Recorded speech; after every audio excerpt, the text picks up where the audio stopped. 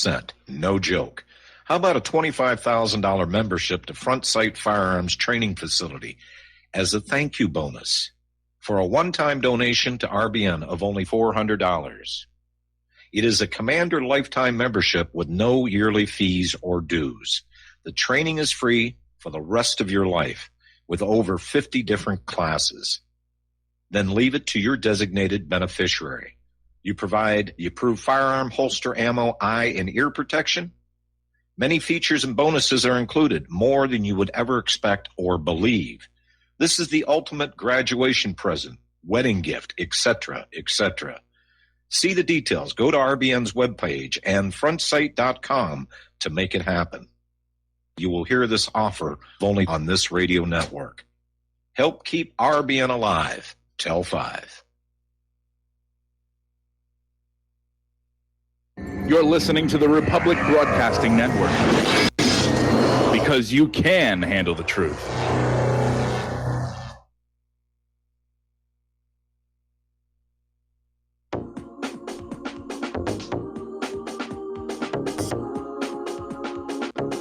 What really happened with your host, Mike Rivero, because World War III is a really bad idea. Here is your host, Michael Rivero. And aloha, America. Welcome to our show today. It is Thursday, December 13th, 2018. Sure happy it's Thursday. Sure happy it's Thursday. Sure happy it's Thursday. We have got lots and lots of stuff to talk about today. The phone lines are open, 800-313-9443. Mike is in our control room, ready to answer the phone, put you on the air with your comments, questions, and observations. So let's get right on into it.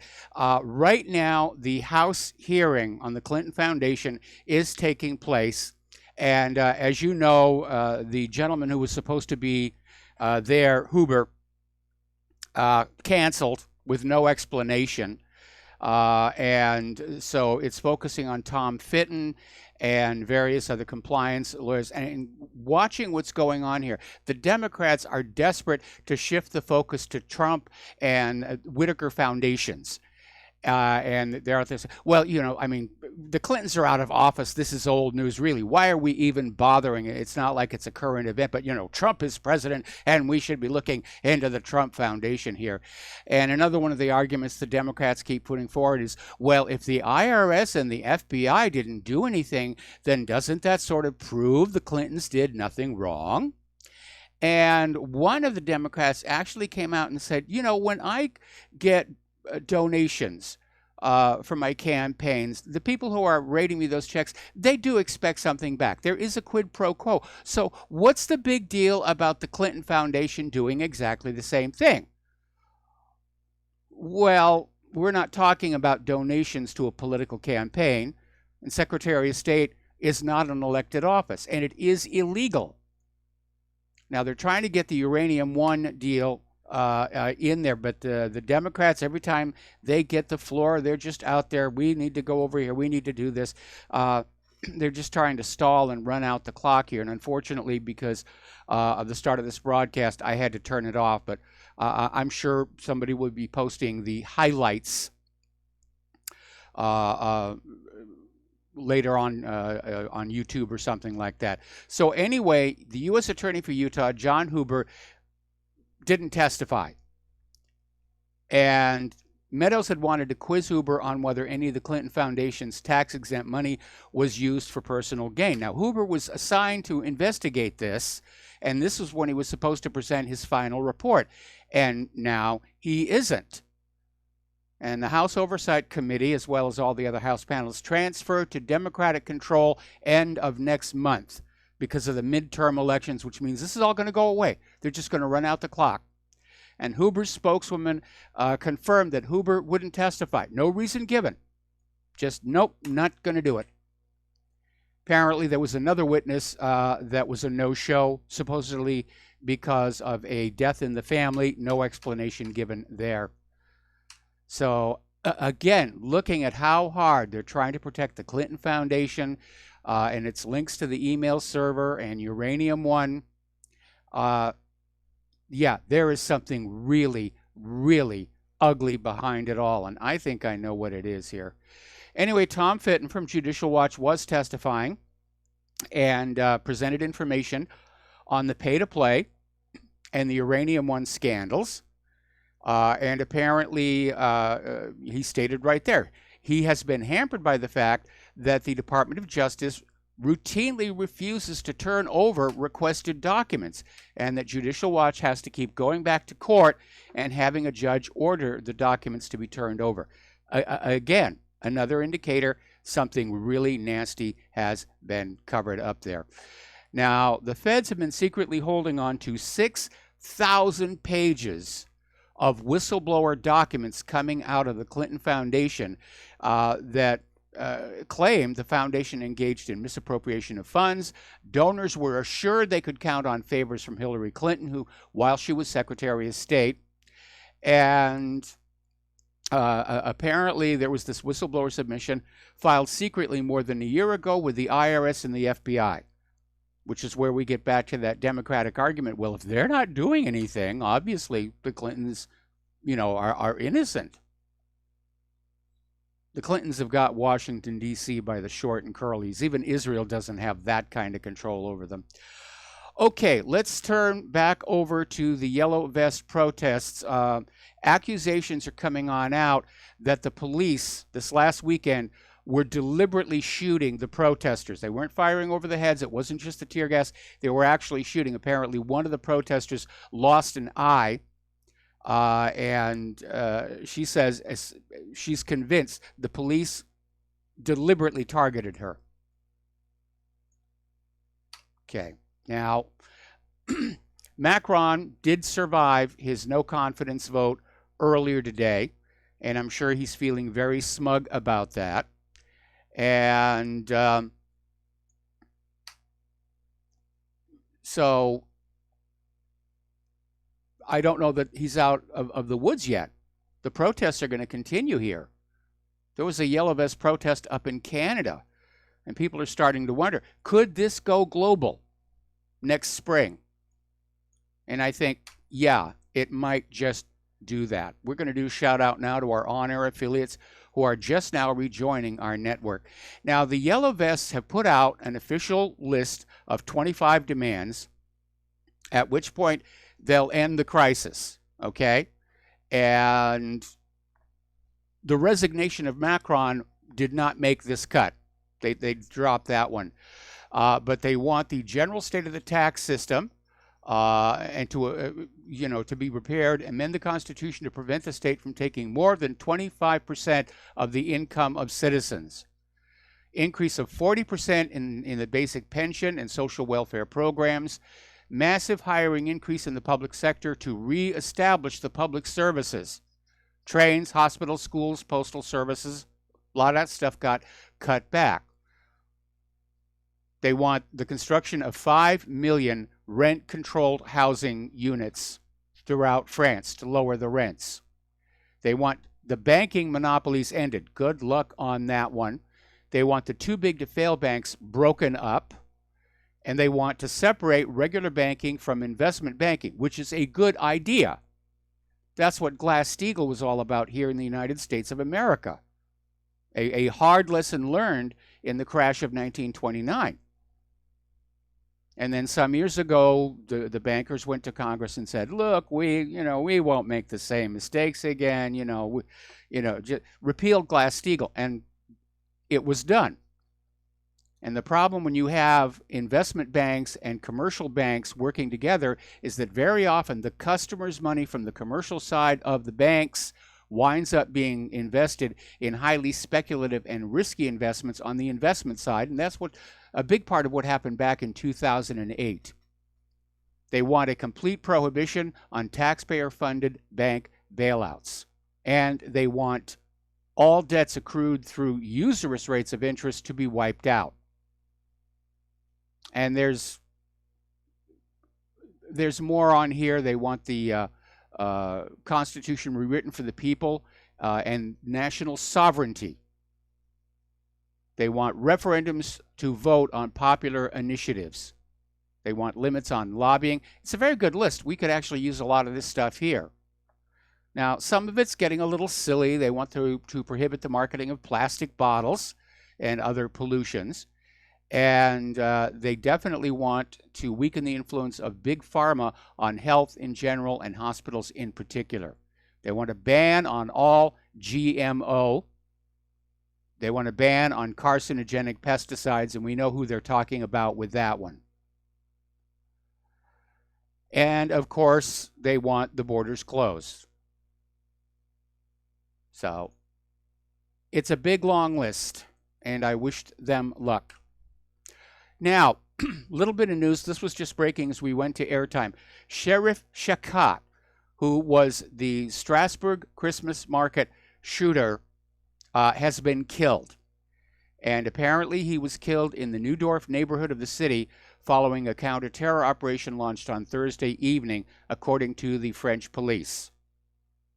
Now, I'm glad they got this guy. What he did was terrible, but it's going to make things a little more difficult for Macron, because he was planning on using that threat of more Christmas shootings to try and discourage the Yellow Vests from taking to the streets this weekend again. Well, that's now gone.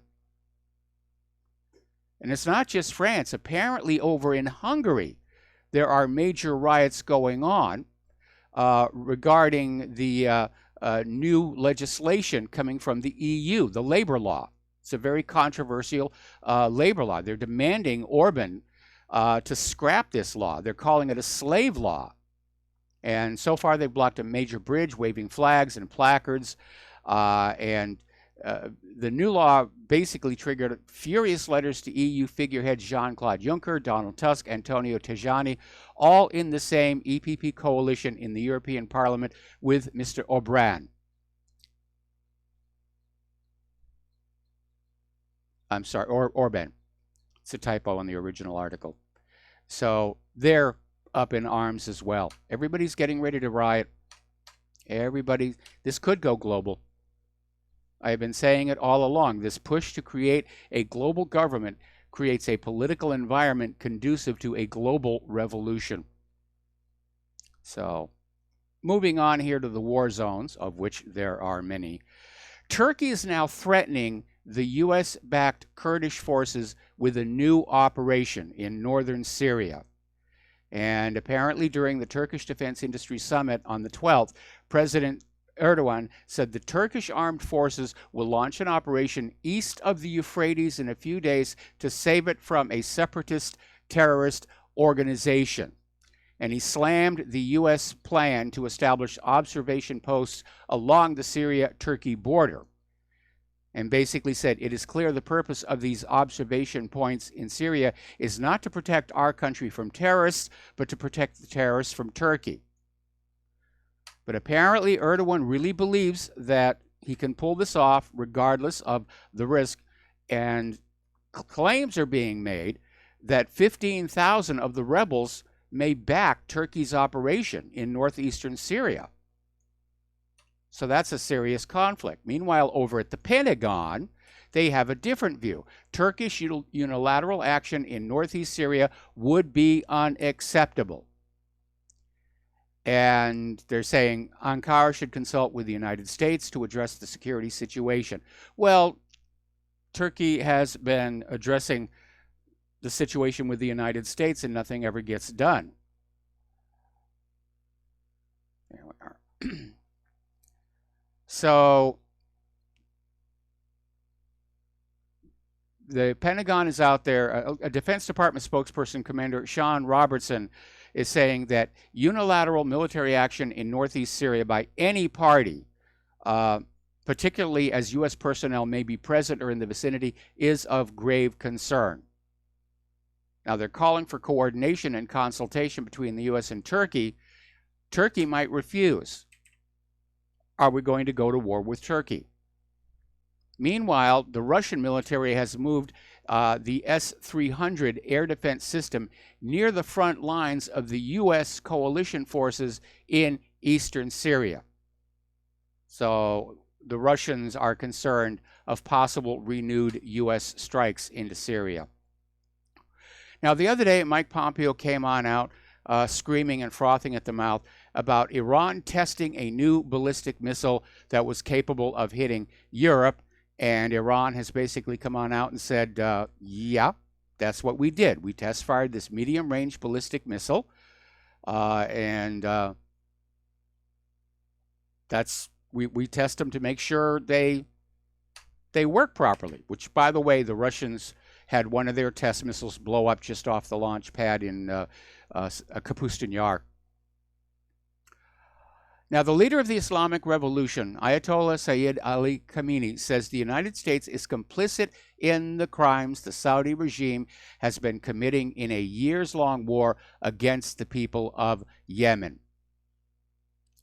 And addressing the families of Iranian martyrs in a meeting in Tehran, Khamenei pointed out the Saudi regime's failures in the war it's been waging against Yemen with Washington's support.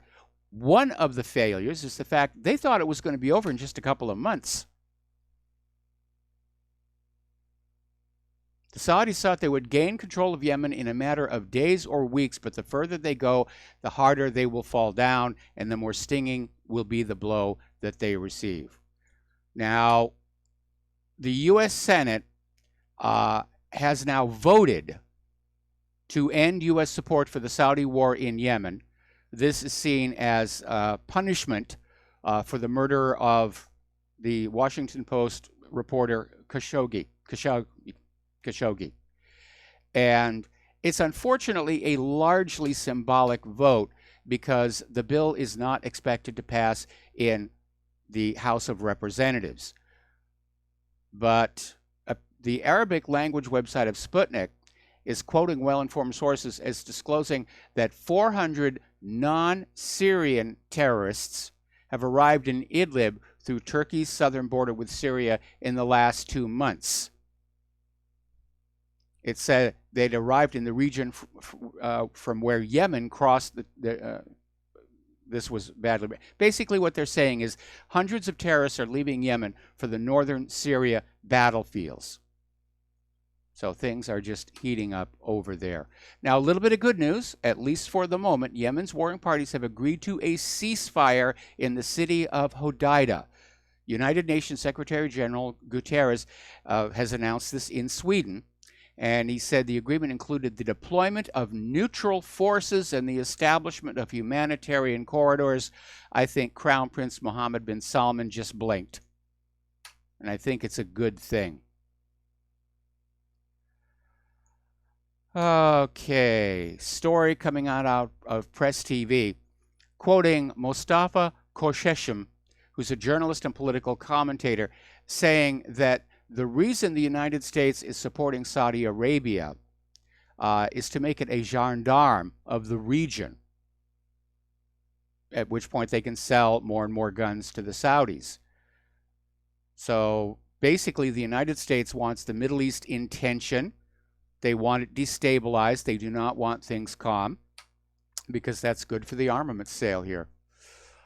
Over in Israel, Israeli soldiers accompanied by Jewish settlers broke into the northern West Bank village and archaeological site of Sebastia yesterday, which led to a confrontation with the village's Palestinian residents. And basically, these soldiers accompanied a busload of settlers in a very provocative visit to the site. And while they were there, soldiers fired tear gas and stun grenades into the village. Now, the settlers are saying this is just tourism, but it's a closed site. It's not supposed to be open to tourism. But apparently this is becoming a regular thing that they're doing. Israel's parliament has rejected a draft bill affirming citizens' rights to equality. Now, report by Israeli activist Yossi Gerbitz from Mondoweiss, the Knesset voted down the bill by 71 to 38. And basically, the bill just said, the state of Israel shall maintain equal political rights amongst all of its citizens without any difference between religions, race, and sex. In other words, apartheid is now legal in Israel. This one's a little bit silly. Back on the 25th of November, Israeli forces detained a 6-year-old Palestinian child. and detained him for an hour without family members present.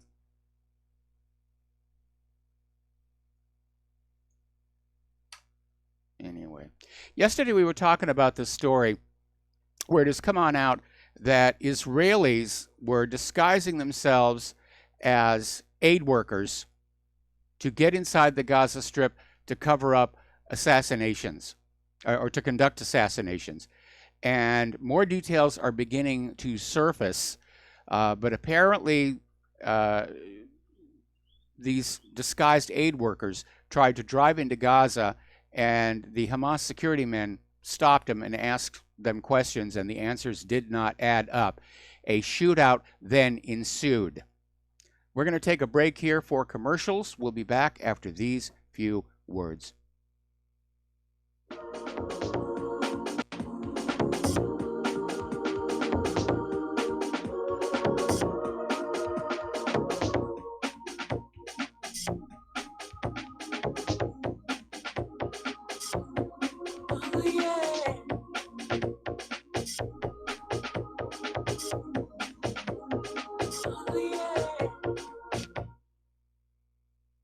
Corporate media dominates the American opinion. Finding independent voices that counter this avalanche is becoming increasingly difficult. With the endless corruption running rampant throughout our government, independent voices are needed more than ever to battle the offensive against our freedoms and liberties. As a listener of RBN, no one understands this concept better than you.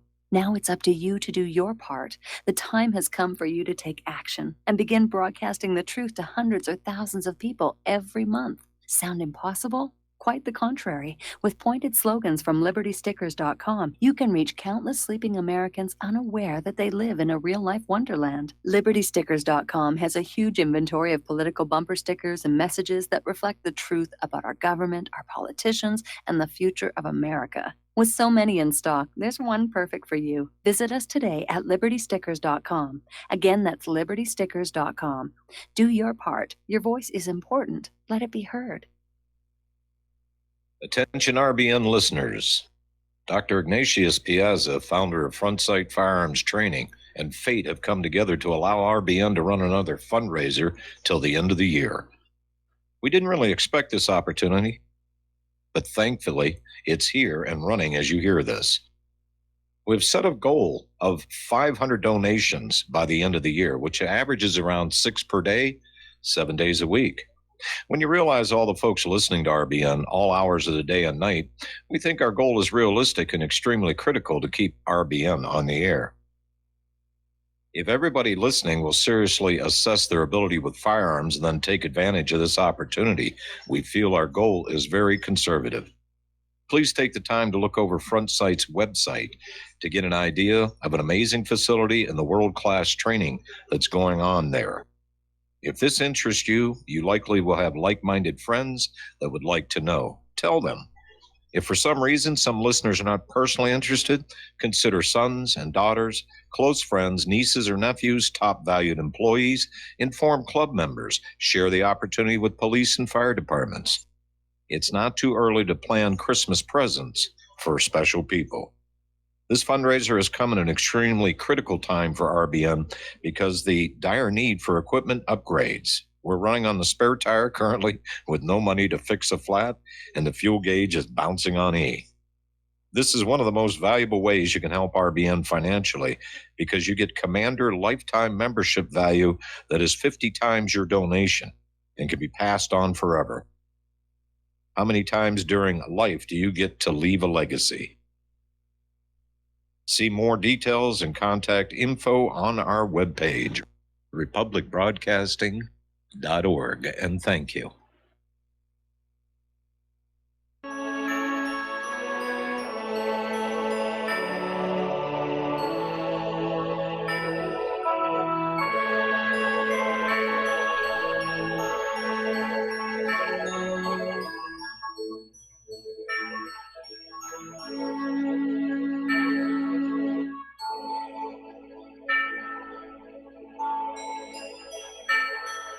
And aloha, America. Welcome back to our show. We're talking about events down in Israel. And Israeli Prime Minister Benjamin Netanyahu basically said Israel would not rule out undertaking military action inside Iran. And Netanyahu was asked what his red line would be for attacking Iranian territory rather than just the Iranian proxies alleged to be operating in Syria. And Netanyahu said, "Our red line is our survival. I'm not ruling out doing anything that we need to do to defend ourselves. We do what is necessary to protect the state of Israel against the Iranian regime, which openly calls for the annihilation of the Jewish state," which, by the way, that's a lie. Remember when Ahmadinejad was in office and they came on out and said, oh, he said he wants to wipe Israel from the face of the earth, or wipe Israel from the map. That's not what he said. He actually said Israel will fade from the pages of history, which is a very passive statement. Unfortunately, a lot of what you hear about Israel, or the Middle East rather, comes through an organization called MEMRI, the Middle East Media Reporting Institute, which provides free translations of Arab news articles to the Western media. But MEMRI is a propaganda front for Israel, and the translations are always faulty and skewed to present a very negative image of what's going on in these other countries here. Now, interestingly enough, there was a report leaked from Creative Community for Peace, which is a front for the Israel government-backed lobby group Stand With Us, that admits the boycott, divestment, and sanctions movement is being effective. And it is growing, and they even described it as innovative. So, hitting them right where it hurts in their wallets here. Okay, Angela Merkel came on out the other day and said Germany might be willing to up sanctions on Russia because of the Kerch incident. But apparently the German Foreign Ministry, the head of the Foreign Ministry, Heiko Maas, is saying that no, Germany has no interest in new anti-Russia sanctions. Of course, Merkel's on her way out anyway. They're already searching for a replacement. Apparently, she will not last till the end of her term. Earlier in the week, we reported on these stories about how Kiev is getting ready to launch a massive attack into Donbass. One report said it's going to happen tomorrow on the 14th. And we're getting a confirmation now from Russia Today, which says Kiev may start a major offensive in the east within days. They're not nailing it down to a particular day. But the Ukrainian military has amassed troops in Kiev-controlled eastern parts of the country, citing reports from international monitors. And there are reports that within several days, Kiev will stage an armed provocation on the contact line. This is from Maria Zakharova. So that's going to be cranking up as well. There was an interesting analysis that came out of Russia Insider saying that the enmity between Ukrainians and Russians is artificial. It's manufactured by the West, by propaganda, and basically they're saying it goes all the way back to when the Soviet Union wanted to incorporate Ukraine. Now, Ukraine used to be an independent nation, and it is once again. And they wanted to bring it into the socialist empire. So, a lot of hostility out there. Another article, this one also from Russia Insider, don't let Ukraine drag America into the war. And it says, Ukraine's behavior in the Kerch Strait is another example of a U.S. ally trying to gain American military backing for its own parochial agenda. Now, if you'll remember, back in 2008, Georgia tried to do that regarding its territorial dispute with Russia over two secessionist regions, Abkhazia and South Ossetia. And a European Union-sponsored report subsequently concluded that Georgia started the fighting that broke out in August of that year. Our media said, oh, Russia bad, Russia bad, Russia bad. And there is little doubt that Georgian President Saakashvili expected to get much stronger support from the U.S. and NATO than he ultimately reserved. Saudi Arabia routinely tries to entangle the United States in Riyadh's regional power struggles with Tehran, although there are a lot of people in Tehran, or rather in Washington, who would want to go along for that. And, of course, we have the U.S. military support for the war in Yemen.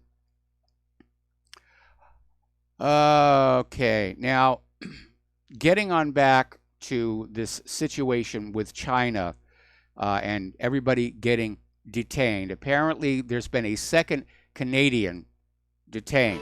More about that when we come back from commercials.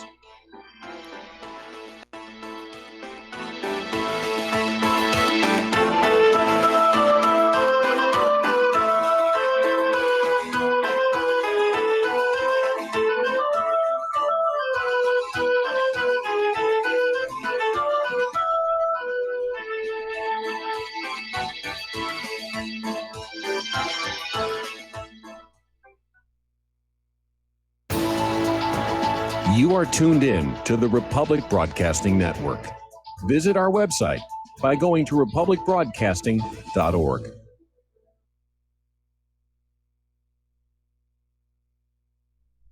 Homeowners, are you in foreclosure, expecting to be served with a foreclosure lawsuit, or suspect your lender has coerced you into an illegal mortgage transaction? A huge number of mortgages made in the last 10 years have legal issues and are possibly defective. State laws and the U.S. Supreme Court have upheld that defective mortgage documents are grounds for foreclosure defense and for counterclaims in favor of the homeowner. If your mortgage has been sold or assigned since closing the loan, it may be defective and you may be paying the wrong party, and the lender may not have standing or the right to foreclose or collect payments under the law. If you would like to know if your mortgage is legal or not, or know if you are paying the right party, we can help. Our initial consultations are free of charge. We are not attorneys. We are legal researchers and work closely with experienced lawyers who know how to help you find the evidence to help you keep your home. Call toll free 1-855-2-KEEP-IT. That's 1-855-2-KEEP-IT today.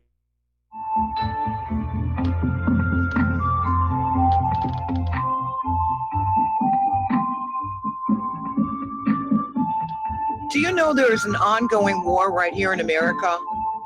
Are you aware that U.S. citizens have been classified as enemies of the state since 1933? Have you recognized that our entire government is really a vast network of interlocking corporations engaged in commerce? Look up Title 28, Section 3002. Tune in to In Defense of Humanity on Saturday nights at 7 p.m. Central Time. Find out what's really going on and learn how to protect yourself and your family as flesh and blood men and women living in a corporate reality.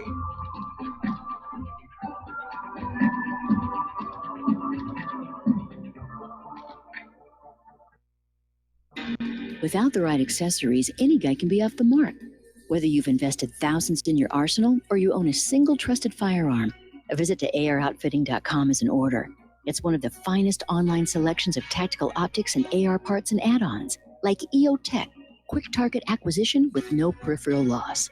Browse the full range of Nikon scopes and binoculars. AROutfitting.com can illuminate your world with Streamlight gun-mounted lights from keychain to large handhelds up to 1,100 lumens. Find some stability with Battenfield tactical bipods. AirOutfitting.com has CMMG gun parts, barrels, assemblies, handguards, part kits, and more, plus mag-full clips and magazines.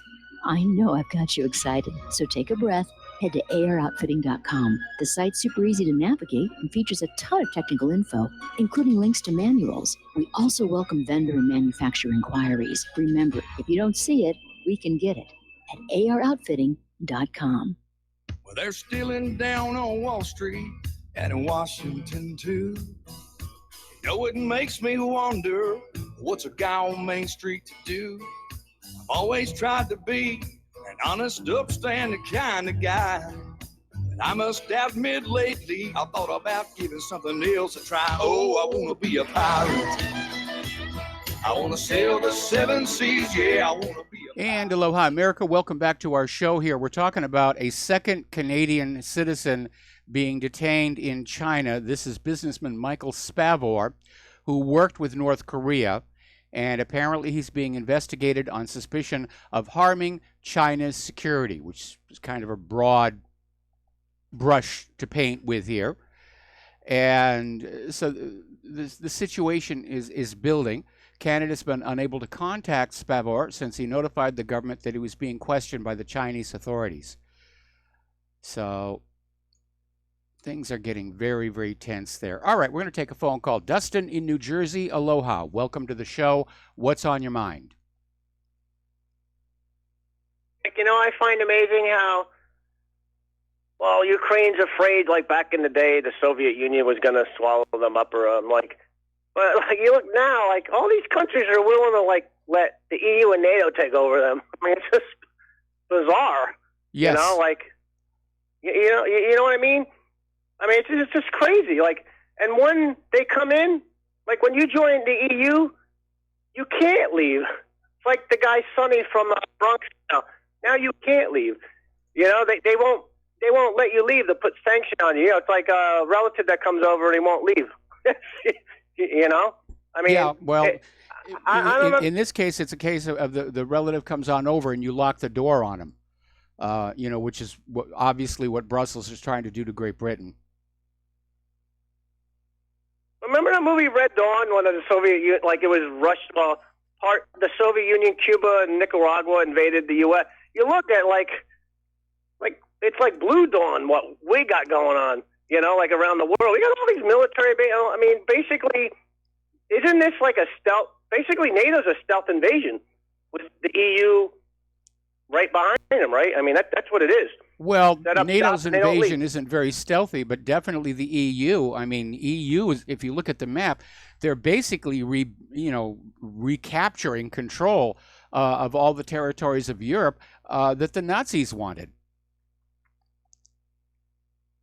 Yep, and you know, Mike. I don't know if people know this, but not only is NATO located in Brussels, right, Belgium, but so is the IMF. So the debt is right behind it, right?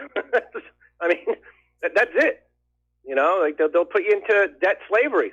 Yes. Like, you know, with Ukraine, we'll let you borrow all this money. We know you can't repay it, so you're going to have to sell us, your land, or this or that, your companies, or this or that. You know, it's all a big scam.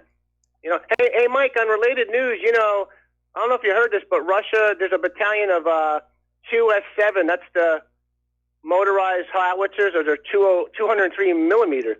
Wow. Those are trains headed somewhere, and it's probably headed toward their base, like 11 miles from the border. I mean, you know, they don't have to put them that close because they shoot pretty far. But yeah, so you got motorized artillery headed over there. So, and you know, it's funny. The Ukraine even, I mean, it's like Trump saying, you know, we're not going to tell you our plan. Well, the Ukraine's already said they're going to like do something, so yes. They already televised it. Basically, it's totally stupid. But I keep saying, Mike, because my family's from Ukraine.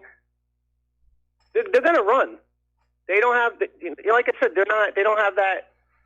They don't know what they are in Ukraine. They're not motivated. They're not motivated. They don't have the moral law on their side. Go back and read your Sun Tzu. And it's not going very good in Ukraine. I mean, because, with the gas price increases over there, and it's rough over there. And, they don't like Poroshenko because that's why he got an 8% approval rating. Yeah. So that's all I wanted to tell you, Mike. Have a good show. All right. Thanks an awful lot. We're going to let you go. Now, getting on back to the growing friction with China, a few days ago, Cisco advised its employees to avoid non-essential travel to China. China protested. Cisco said the message was sent out erroneously. But now China has returned the favor, and Chinese researchers working in sensitive high-tech sectors have been warned not to take any unnecessary trips to the United States as unease grows in the business community following the arrest of a tech executive in Canada. So we may be seeing the beginning of this, let's go snatch each other's scientists. Okay, anyway, workers at a research agency who can't avoid crossing the Pacific We're also told that if they did have to travel to the U.S., they should remove any sensitive information from their mobile phones and laptops. Definitely should do that. Apparently, TSA is really starting to get into more and more cell phones and tablets. It used to be an occasional thing. Now it's just becoming very regular. They're just scanning everybody's cell phones and laptops and snarfing up the information. Over in Korea, a little bit of history was made yesterday when soldiers from North and South Korea peacefully crossed the demilitarized zone for the first time ever. You know, obviously symbolic gesture, but once again, it suggests that Kim Jong-un and Moon Jae-in are really seriously thinking about reunification of Korea. That would put a real dent in U.S. plans for that area. Down in Venezuela, President Maduro has accused the U.S. National Security Advisor John Bolton of preparing a plot to assassinate him, and has also called out Colombian leader Ivan Duque as Bolton's accomplice. So it may sound paranoid, but if you look back at the history of how the United States has interfered in Venezuela, it's not that outlandish. Don't forget Hugo Chavez. There was actually a U.S. organized coup d'etat that drove him for power for exactly 1 week.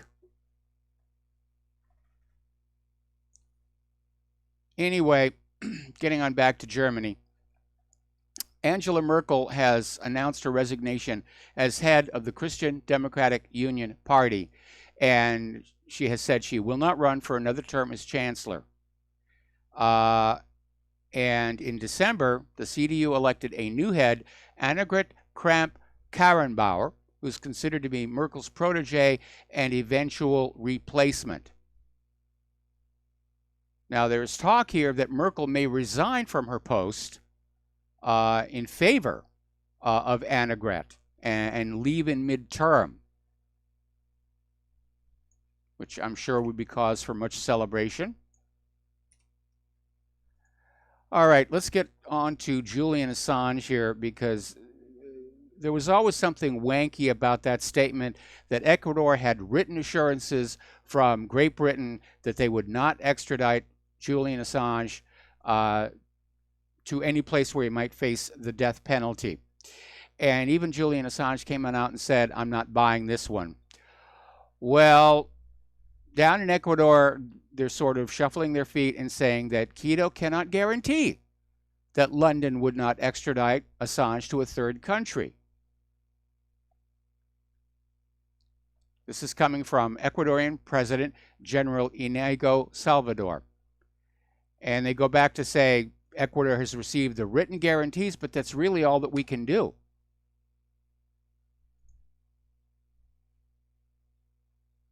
So, what's he been in there now? 6 going on 7 years? It really is insane. And it really is part of this attack on the right of the people to know what the government is doing with their money here. All right, over at Sean Hannity, he's out there on TV and he's saying indictments are coming for the Clintons, and he basically said the hammer's about to fall. He told his guests Sarah Carter, John Solomon, and Greg Jarrett that he had it on good authority that indictments were about to be issued. I wish it were true. But if I am correct on what lies behind the Hillary Clinton email server, which was espionage, and if enough politicians were dipping into that Clinton Foundation, I'm sorry, Sean, I don't think anything's going to happen. I don't think anything's going to come out of these hearings today. The Clintons are absolutely untouchable. Back in 2016, during the campaign, when all of this stuff was being brought on up, it was reported that Hillary Clinton literally said that if she was brought down, she'd bring down the entire government with her, and this is a lady who can do it. Now, Miles Honig, he's a former Green Party candidate for Congress, and he was being interviewed on Press TV, basically saying that Donald Trump cannot handle the reality that's overcoming his presidency, and he's losing his hold on the presidency. And he was responding to where Trump had come on out saying he's not going to be impeached. It's hard to impeach somebody who hasn't done anything wrong and who's created the greatest economy in the history of our country. There's a Pinocchio for you there, Donald. And he said this with an interview with Reuters. And then he went on to say that I think the people would revolt if he were impeached. Donald, I don't think you are as popular now as you were in January of 2017. That's unfortunately the reality. As far as not being impeached for not doing anything, they'll come up with something. Nancy Pelosi is already out there saying they're going to go after his taxes. They're out to get him. You know, it's a street brawl. Washington, D.C. has degenerated into a biker bar, and there's a brawl going on here. All right, getting on to the White House. Congressman Mark Meadows is no longer being considered for the White House Chief of Staff. This came from Press Secretary Sarah Sanders, and went on to say Meadows is a great friend of the president, is doing an incredible job in Congress, and the president told him we need him in Congress so he can continue the great work he is doing there.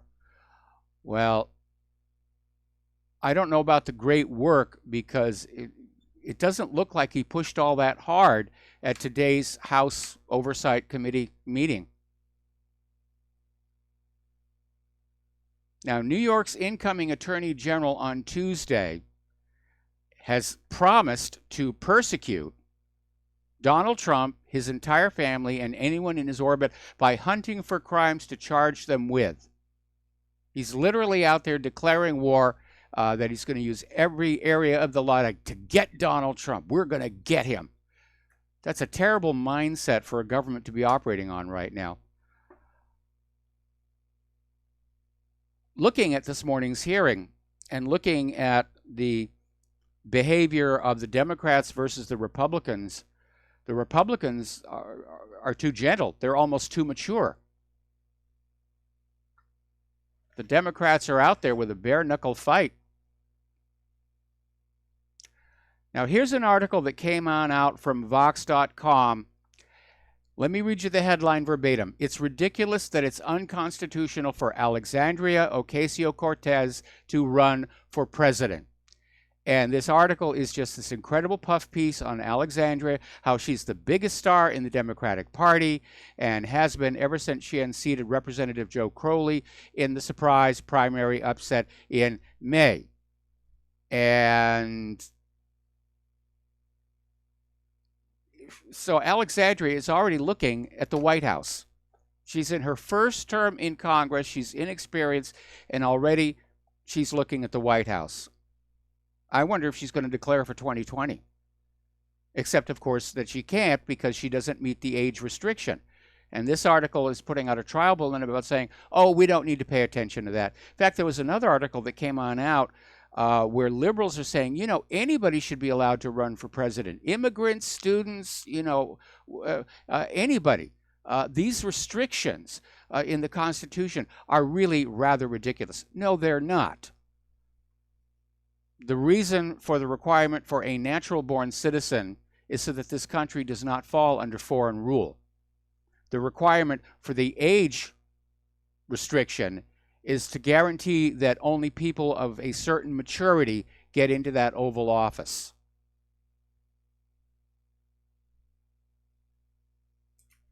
Okay. Now, speaking of trial balloons, this one actually got coverage on the corporate media. Representative Ted Lieu, a Democrat out of California, came on out with a statement, I would love to be able to regulate the content of speech. The First Amendment prevents me from doing so. And he went on and rambled on about, you know, Constitution, blah, blah, blah, blah, blah. But I think this is a trial balloon. We've been seeing censorship all over the independent media. We know that Congress is still trying to stick that provision into the spending bill to criminalize criticism of Israel. They want freedom of speech to go away. And this may be a trial balloon. They're going to wait and see how people react to this. If they get a shrug, then they figure, we can go after the First Amendment the way we've gone after the Second Amendment, the Fifth Amendment, the Eighth Amendment, the Ninth Amendment, and the 10th Amendment. That's a very, very dangerous thing for somebody to be saying. If you don't have free speech, you do not have freedom. Free speech is an absolute. If there are any limits on it, then it isn't free speech, it's permitted speech. Now, here's a little bit of good news. As you know, there was a big scandal that came out earlier in the year, how Congress kept this slush fund, if you will, filled with U.S. taxpayer dollars that they would pay out to settle lawsuits involving sexual harassment by members of Congress against their staff. Well, apparently they decided they were going to end that, and there was actually a bipartisan agreement. Members of Congress will now have to pay these settlements out of their own pockets. And I think that might slow down the amount of harassment. All right, let's take a phone call. Art off the grid, aloha. Welcome to the show. What's on your mind? Yeah, Mike, you're talking about the occasional cortex there. First of all, let's understand the constitutional requirements no longer apply. So says the great and wonderful, all-knowing, all-wise Ruth Bader Ginsburg. Okay, well, listen, Art, I got to put you on hold. Do not hang up. And we'll be right back after these words from our sponsors.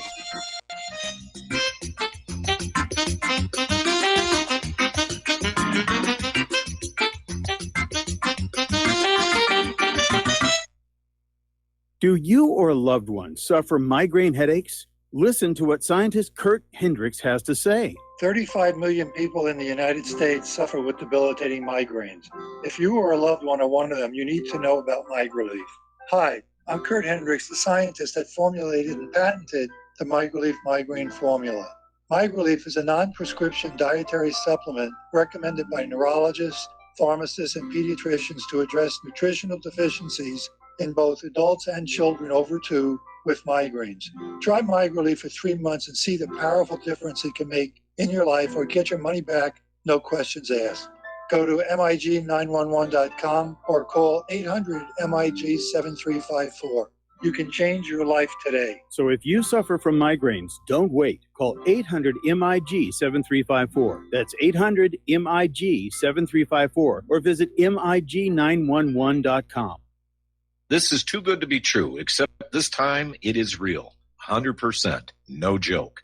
How about a $25,000 membership to Front Sight Firearms Training Facility as a thank you bonus for a one-time donation to RBN of only $400? It is a Commander lifetime membership with no yearly fees or dues. The training is free for the rest of your life with over 50 different classes. Then leave it to your designated beneficiary. You provide the approved firearm, holster, ammo, eye, and ear protection. Many features and bonuses are included, more than you would ever expect or believe. This is the ultimate graduation present, wedding gift, etc., etc. See the details. Go to RBN's webpage and frontsight.com to make it happen. You will hear this offer only on this radio network. Help keep RBN alive. Tell 5. Many people write us about their experience with Extendivite. Allow me to read you some from Amazon.com. This product is superb. I have been taking it for about a year now, and I can feel my cardiovascular system run like a Swiss watch. I definitely recommend this product for anyone that has high cholesterol, high blood pressure, and heart palpitations, A+. It's potent, but it works. I have been waking up for the past 3 years with numb hands, and a week into using Extendivite, my numb hands seem to have cleared up. My circulation was off, and now it's back on track. So I'm happy. I feel so energized, and I have my husband on it now. My mother-in-law has cholesterol problems, so I bought her a bottle as well. Thank you so much. Love the product. Tell us your story. Get Extendivite today. Call 1-877-928-8822 or visit heartdrop.com. Extend your life with Extendivite. We will not go down in the night without a fight. You can burn up our mosques and our homes and our schools, but our spirit will never die. We will not go down in Gaza tonight. And aloha, America. Welcome back to the show. We're talking with Art from Off the Grid. And Art, would you go back and repeat what you were telling us about Judge Ruth Bader Ginsburg? You said you had made mention about the constitutional requirements for being president. Well, I don't think those constitutional requirements can really apply anymore. I mean, after all, we've got people like the great illustrious, all wiser than the rest of us, Ruth Bader Ginsburg herself, who said it was outdated. It was outside of the times that we live in today. It really shouldn't be considered. I mean, when you have people like that who sit on the Supreme Court who think that little of the Constitution, why the hell should any of us care whether or not the next candidate for the president is, constitutionally meets the requirements or not? I mean, after all, look at Obama. There's another perfect example of never met. And on the topic of comparing the two, Hold it.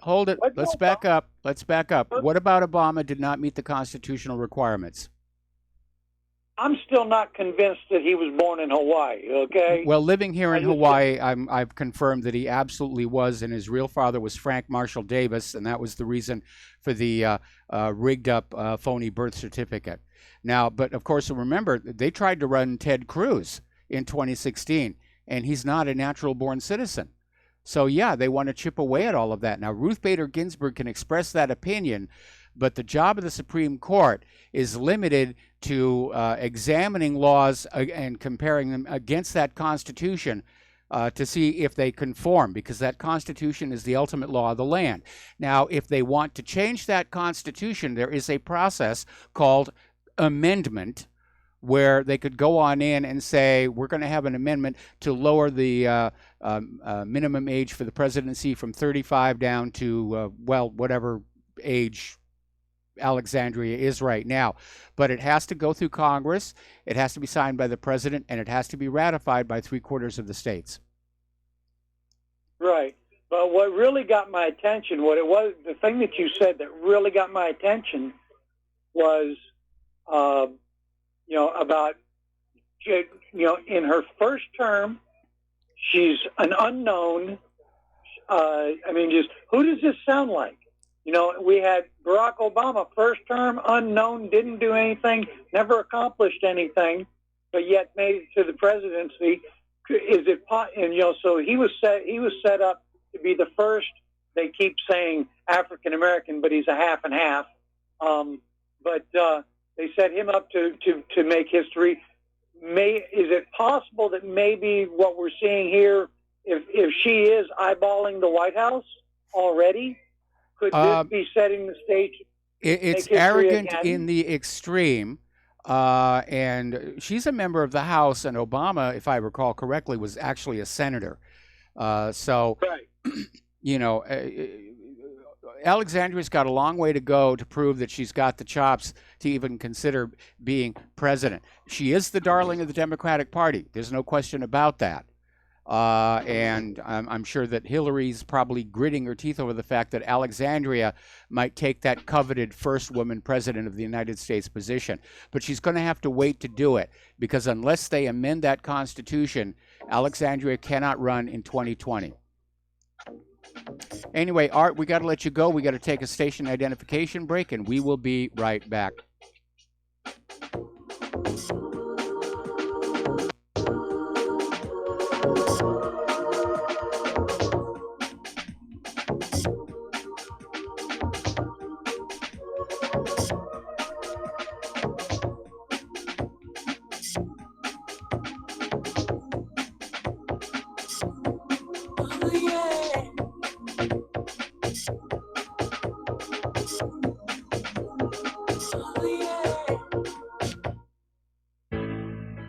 Many people write about their experience with Extendivite. Allow me to read you a few from Amazon.com. My wife and I both use Extendivite and are very pleased with the results. It has helped to stabilize our blood pressure and to make both of us feel healthier. Good product and good buy. So far, so good. I've been taking Extendivite 3 times a day, only a short while now, but already I've noticed the circulation in my hands and feet improving. They tingle. I like the idea of taking something herbal rather than pills. I take Extendivite 3 times a day, every day.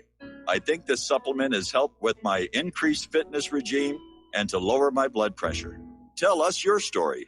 Get Extendivite today. Call 1-877-928-8822 or visit heartdrop.com. Extend your life with Extendivite. You're listening to Republic Broadcasting Network because you can handle the truth.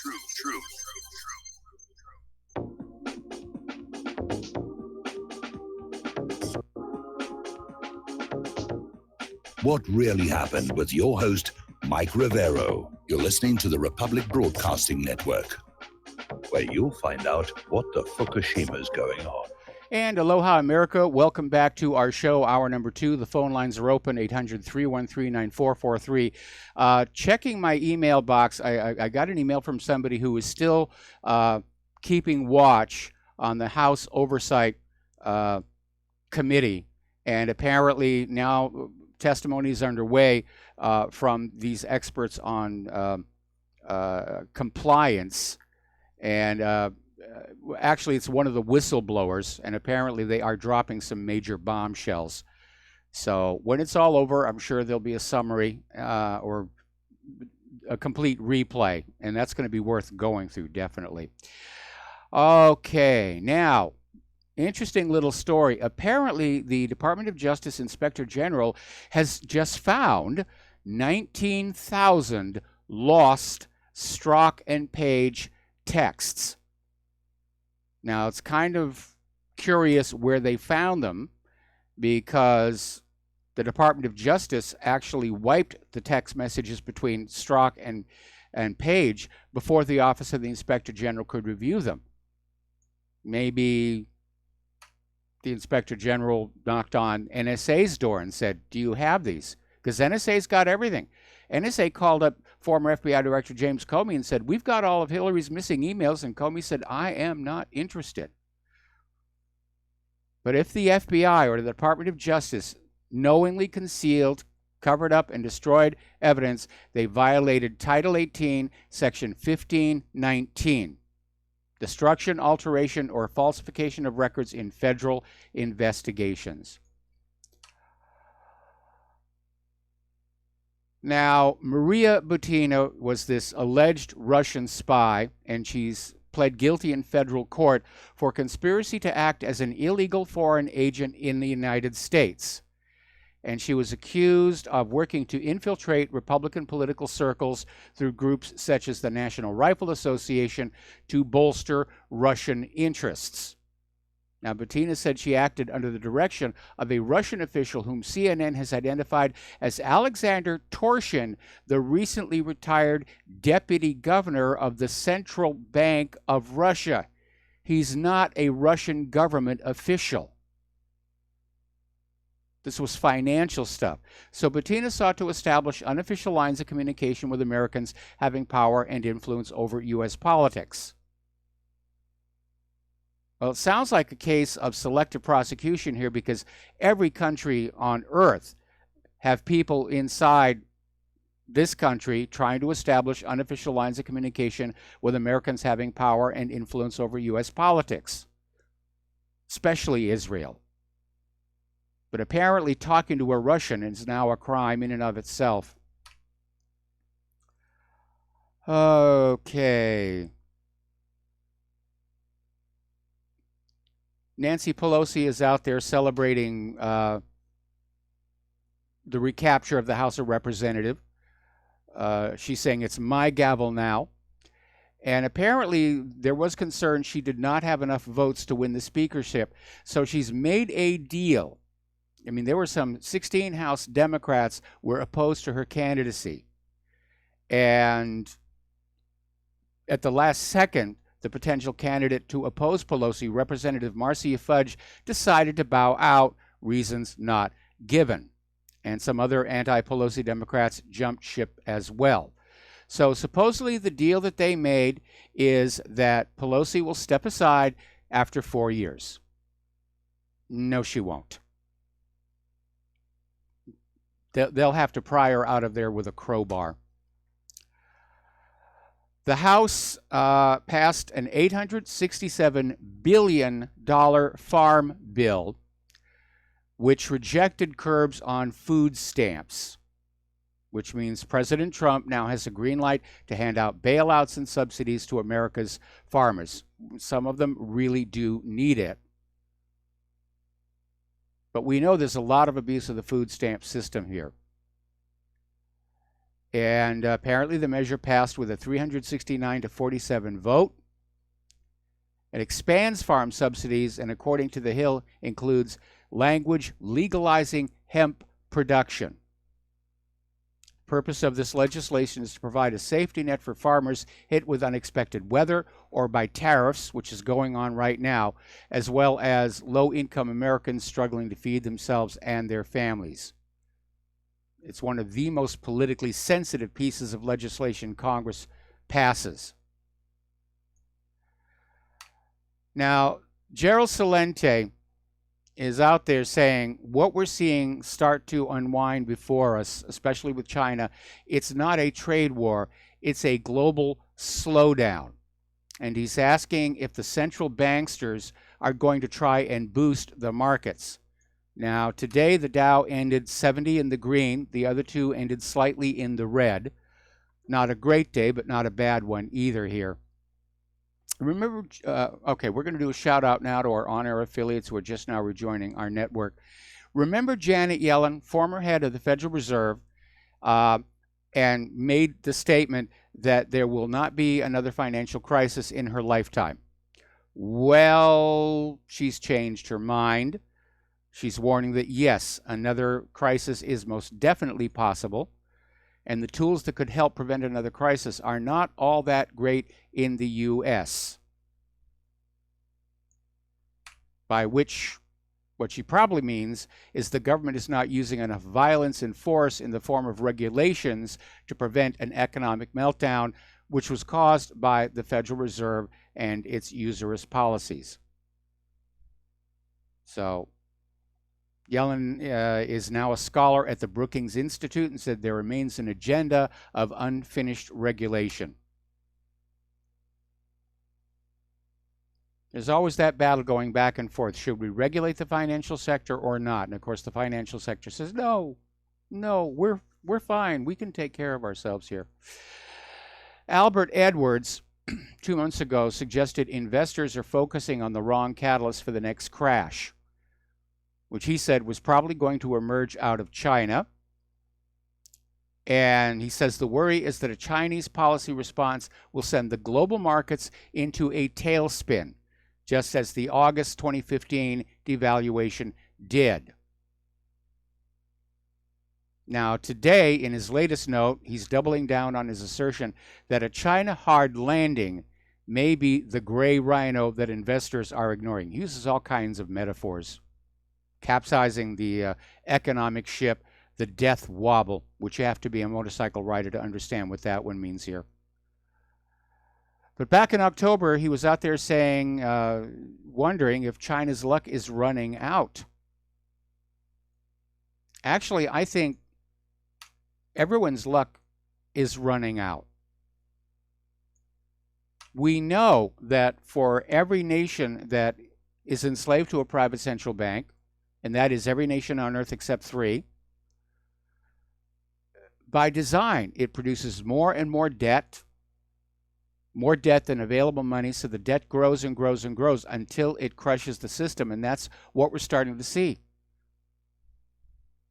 We're concerned about an economic meltdown here in the United States of America. It'll go global because it got really close to doing that back in 2008 because of economic globalism. Now, one of the things that did stabilize the stock markets today is that there appears to be at least some progress on the China trade war truce. Apparently, China is now going to buy 500,000 tons of U.S. soybeans. This is coming out of Reuters. Now, this is kind of dicey. China does not allow GMO. So the United States agricultural sector is going to have to come up with 500,000 tons of non-GMO soybeans. And it's going to be spread out over 12 cargoes for shipment between January and March. Okay, the dollar index has been rising ever since Trump began his war on trade. Right now it's at the same 97 index level as when Trump was elected. Now, if Trump wants to win the trade war, he needs to push the dollar a lot lower. I know it sounds counterintuitive, but if he does, this in turn will send the price of gold soaring. So hang on to those coins and bars. And that means that the Western central banks and the Bank of International Settlements will have to live with a rising gold price, something they really don't want to have to do. And this could actually lead to a clash between the Trump administration and the central banks. And banks sometimes decide that they don't like presidents. Remember back in, I think it was 1933, a bunch of Wall Street bankers got together and actually plotted a coup d'etat against President Franklin Delano Roosevelt. And it failed because the military commander they chose to lead it, Smedley Butler, waited until he had all the necessary evidence and blew the whistle. And it was covered up. It was hushed up. It didn't become public until the mid-1970s. And it's actually the basis for the movie 7 Days in May, although the role of the bankers was notably left out of the screenplay here. Chinese auto sales are in decline for the first time in 30 years. So that's also due probably to the tariff wars with steel and aluminum here. Saudi Arabia is now feeling the pressure from pretty much the rest of the world. They bet that they could defy the United States when it pushed for oil production cuts at the OPEC meeting, gambling that Trump would not lash out in retaliation despite some heavy-handed pressure from his Twitter feed ahead of the summit in Vienna. And so far, it looks like the bet has paid off. Now, Saudi Arabia's decision to push for oil production cuts was kind of a no-brainer. They're facing serious budgetary pressure from low oil prices.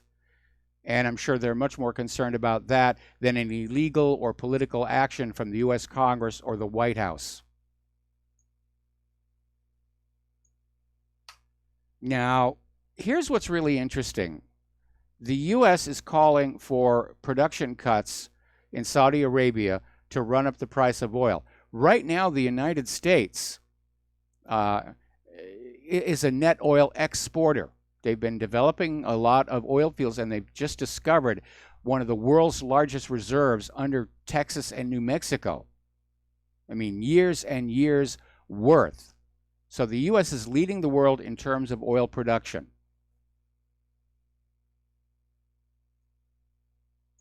Do they want to run up prices before they start selling that? Maybe. Now, interestingly enough, Japanese refiners will start buying Iranian crude oil in January, but they'll only buy until March to make sure they don't get on the bad side of the Trump administration in case the 180-day sanction waivers are not extended. Now, Japan is one of Iran's largest oil importers, but it's also the United States' staunchest ally in Asia. And the combination of the two is not working out well for Tokyo. Early this year, when the Japanese government tried to secure a waiver from the U.S. State Department, local refiners stopped all purchases of Iranian oil ahead of the sanctions that came into effect on November 5th. But this idea of shutting down Iran's oil exports to zero is not working out. And the United States is now having to admit they will not be able to stop Iraq from importing Iranian gas. Baghdad will continue to procure its energy requirements rather than go along with the U.S. anti-Iran sanctions. So within the context of Iraq, it's not looking good for the hawks in Washington. So, anyway, down in Venezuela, I mean, things are really bad in Venezuela. And we should be paying attention because that's going to happen here. And apparently, Goodyear has shut down their Venezuela plant. And the only severance the employees got was a new set of tires. Over at Walmart, they're starting to test Flippy, the robot cook. And they're testing it out at its Bentonville, Arkansas headquarters to see if it might make for a valuable team member in its in-store delis. Now, remember, the last time Flippy was deployed, it had a rocky start over in Pasadena. It had to be taken offline after its human co-workers couldn't prepare the patties fast enough. Simply from an engineering point of view, wouldn't you have a patty maker as an adjunct to this thing?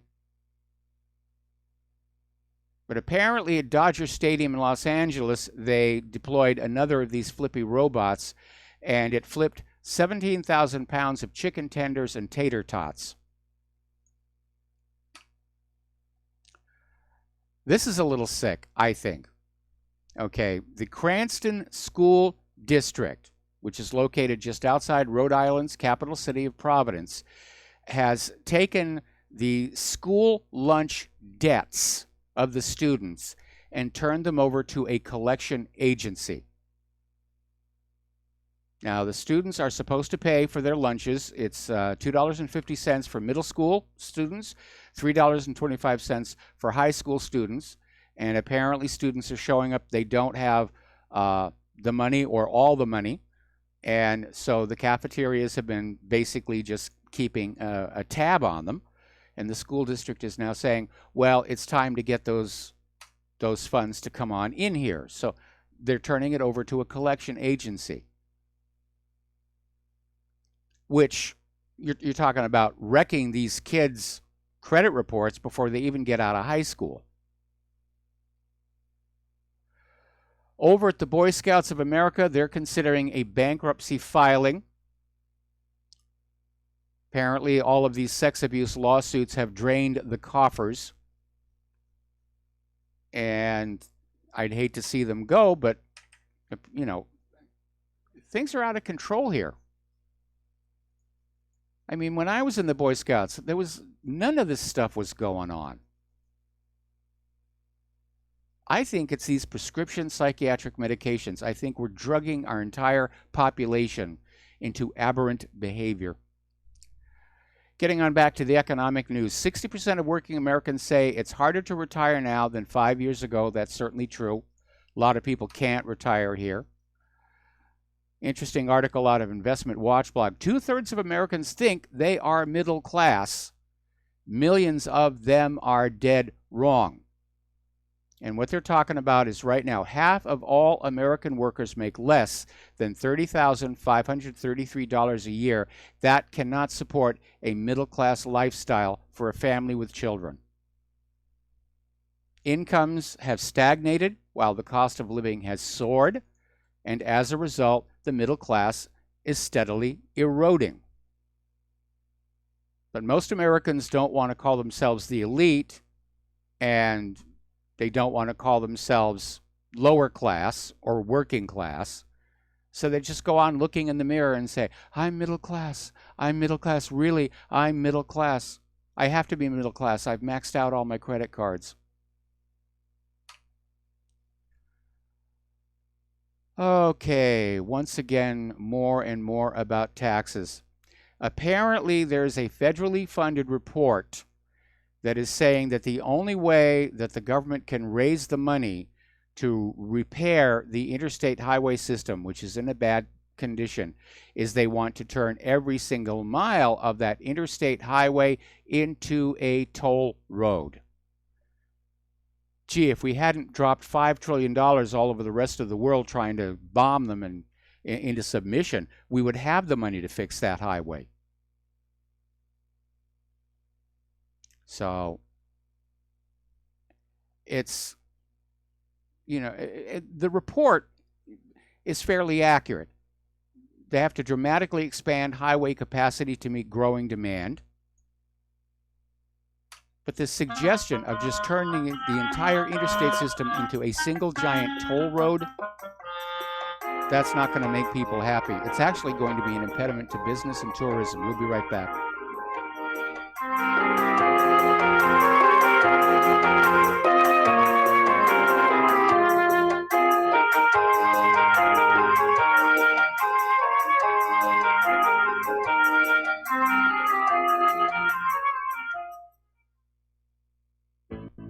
Extendivite, made from garlic, cayenne, bilberry, hawthorn, ginkgo biloba, valerian, and milk thistle, feeds our body with the nutrients we need to keep healthy. Just listen to what Arthur had to say.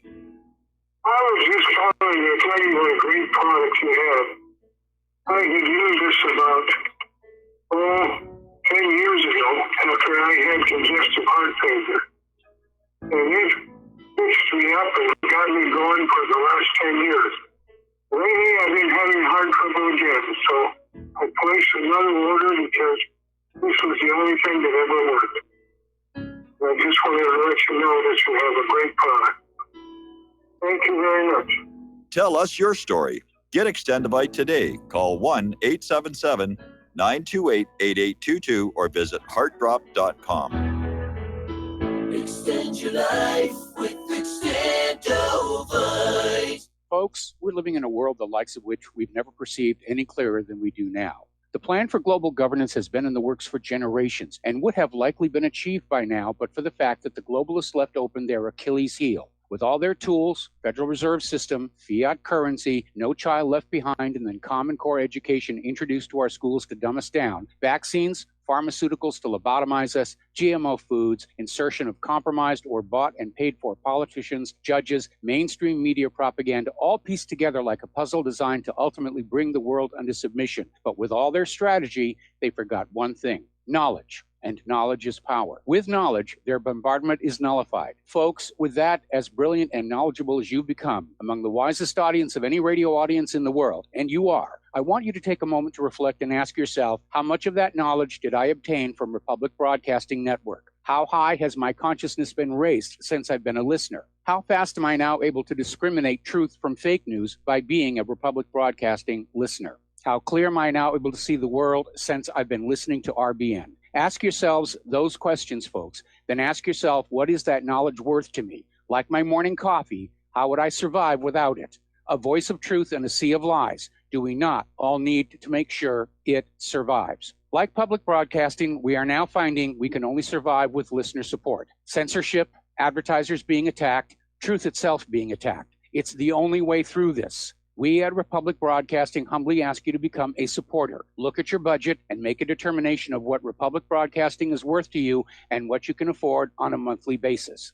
Go to republicbroadcasting.org and pledge 20, 30, 40, 50, if possible, 100 a month or more if it's affordable. Click the donate button and become a regular monthly donor. Assure both us and yourself that Republic Broadcasting truth will continue to flow like that morning coffee. The network thanks you.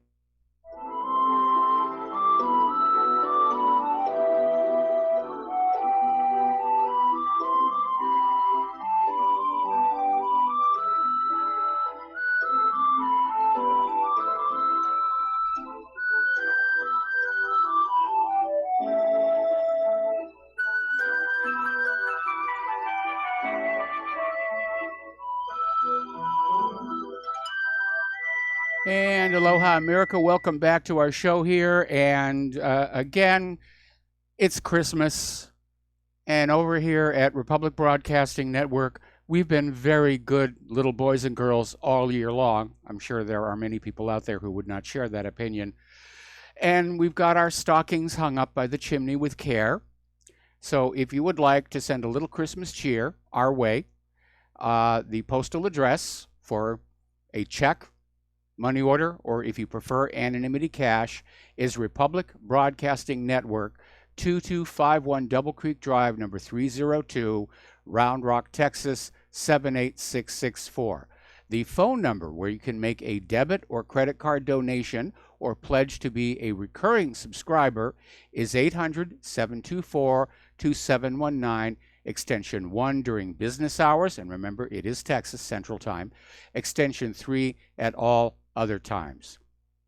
The network thanks you. All right, getting on back to the economic news here. It should not be surprising, but homelessness is on the rise in many U.S. cities, and the reason is very, very simple. Rents are going up. And so people who were just barely getting by are being basically evicted. There's nowhere to go. There's no low rent. They wind up out on the streets. In cities with high housing costs, even a modest rent increase can significantly drive up homelessness. Now, up in Canada, Canadian citizens are going bankrupt at an alarming rate. There's been a 16% increase in bankruptcy filings just in the last month.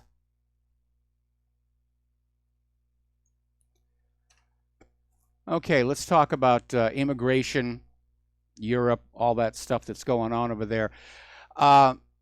Getting on back to last Tuesday's on-camera kerfuffle between Trump and Schumer and Pelosi, Donald Trump basically invoked the wall in Israel when he was out there saying, you know, we just need to follow what they did here. If we want to find out how effective a wall is, we just ask Israel. And Trump said it's 99.9% effective, and our wall will be every bit as good as that, if not better. Well, it's not like the Palestinians are trying to get into Israel other than those who are seeking employment. It's a different dynamic with all these migrant hordes. And again, Eisenhower was able to shut down the problem completely with just a fraction of the resources that Border Control has today. It was called Operation Wetback, and the liberals are probably out there screaming, oh, you can't say that, you can't say that. It's politically incorrect. One of the things Trump did say in his press conference that followed that spat, and I applaud him for mentioning that, was the fact that there is more than just politics and globalism and Democratic voters in this issue. It's a health threat. And looking at this story from Judicial Watch, they're out there saying the corporate media is burying important facts to support the migrant agenda. They're concealing the migrant health threat. Drug-resistant tuberculosis, hepatitis, HIV, scabies, at least one case of plague. Right now, over in the Democratic Republic of Congo, they're dealing with the world's second largest Ebola outbreak, and it has reached a major city that is a transportation hub. So let's say that one of these Africans who is infected gets on a plane, flies into Mexico, and crosses that open border into the United States of America.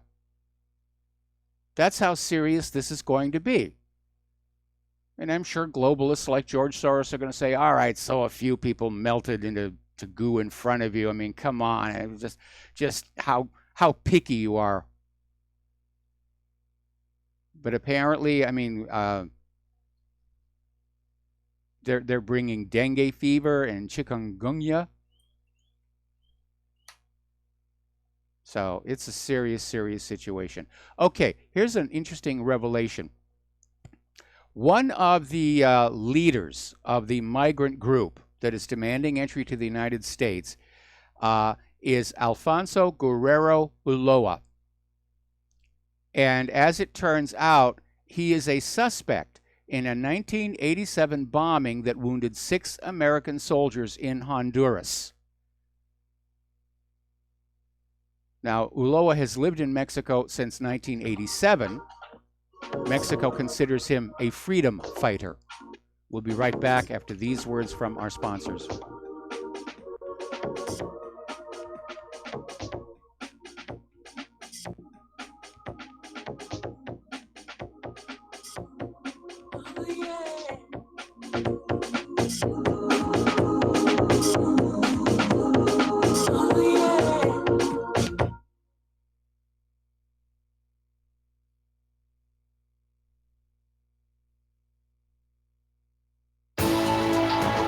You are tuned in to the Republic Broadcasting Network.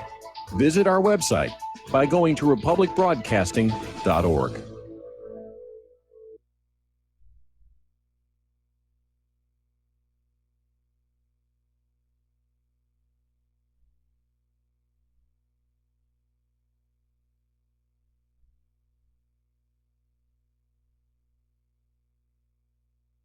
Tired of being lied to by mass media? It's growing more and more apparent today that news is received less and less through standard media outlets. Even with a growing audience every day, RBN is beginning to direct more efforts into social media. Social media and the use of the internet is fast becoming the primary source of people for news, regardless of demographic. RBN has set out to provide some of the best news on the internet through republicbroadcasting.org, and also has begun to use the tools to our advantage by way of social media. Republic Broadcasting is now operating a Facebook page to function as yet another avenue to have our collective voice reach new audiences across not only America, but across the globe as well. The Facebook page features not only news, but also an RBN player to listen to our broadcasts. Get involved by visiting facebook.com/Republic Broadcasting and liking our page and share it with your friends and family. Without the right accessories, any guy can be off the mark. Whether you've invested thousands in your arsenal or you own a single trusted firearm, a visit to AROutfitting.com is in order. It's one of the finest online selections of tactical optics and AR parts and add-ons, like EOTech, quick target acquisition with no peripheral loss. Browse the full range of Nikon scopes and binoculars.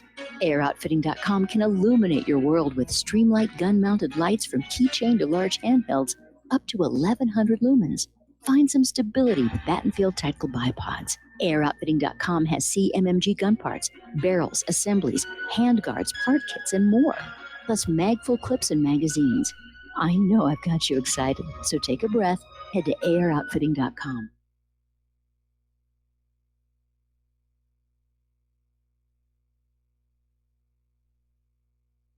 First Amendment in the Bill of Rights limits the government's power by ensuring the freedom of speech and preserving the rights of the people. Every day that passes, our rights gradually slip away. It's time to take a stand and let the government know we're tired of losing our rights. LibertyStickers.com will allow you to express your rights and allow millions of people to see you stand up for what you believe in. LibertyStickers.com carries the largest selection of bumper stickers online, ranging from political to humorous, and is your #1 source for Ron Paul for President stickers. As always, you can find your favorite stickers that protest the war and the president. Don't see what you're looking for? Liberty Stickers will custom make stickers that will let you get your message across for all Americans to see. Go to LibertyStickers.com and see pre-made stickers.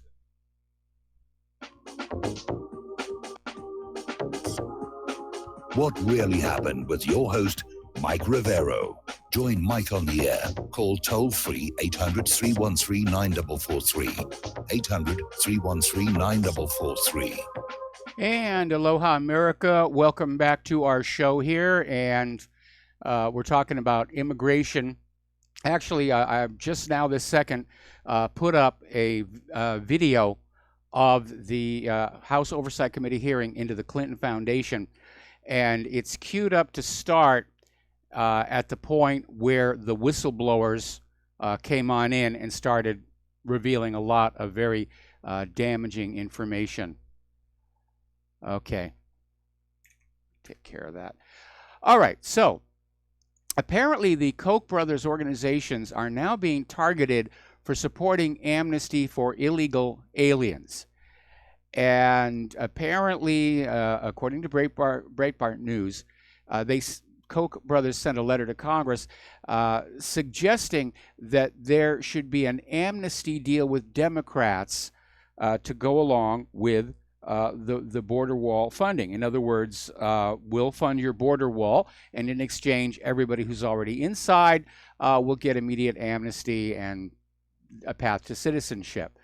So Americans for Legal Immigration is launching an activism campaign today that targets the Koch brothers and their front organizations for pushing the lame duck Congress to pass amnesty for 3.5 million illegal aliens.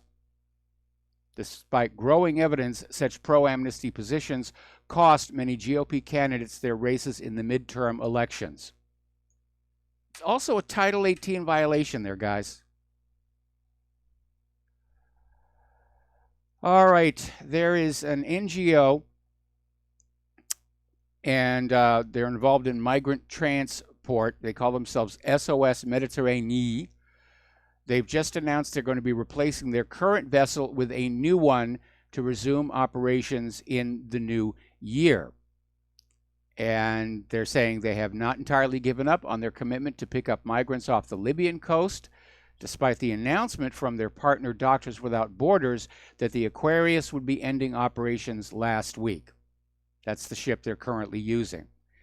So the NGO blamed the European governments for the shutdown of operations, saying this is the result of a sustained campaign spearheaded by the Italian government and backed by other European states to delegitimize, slander, and obstruct aid organizations providing assistance to vulnerable people.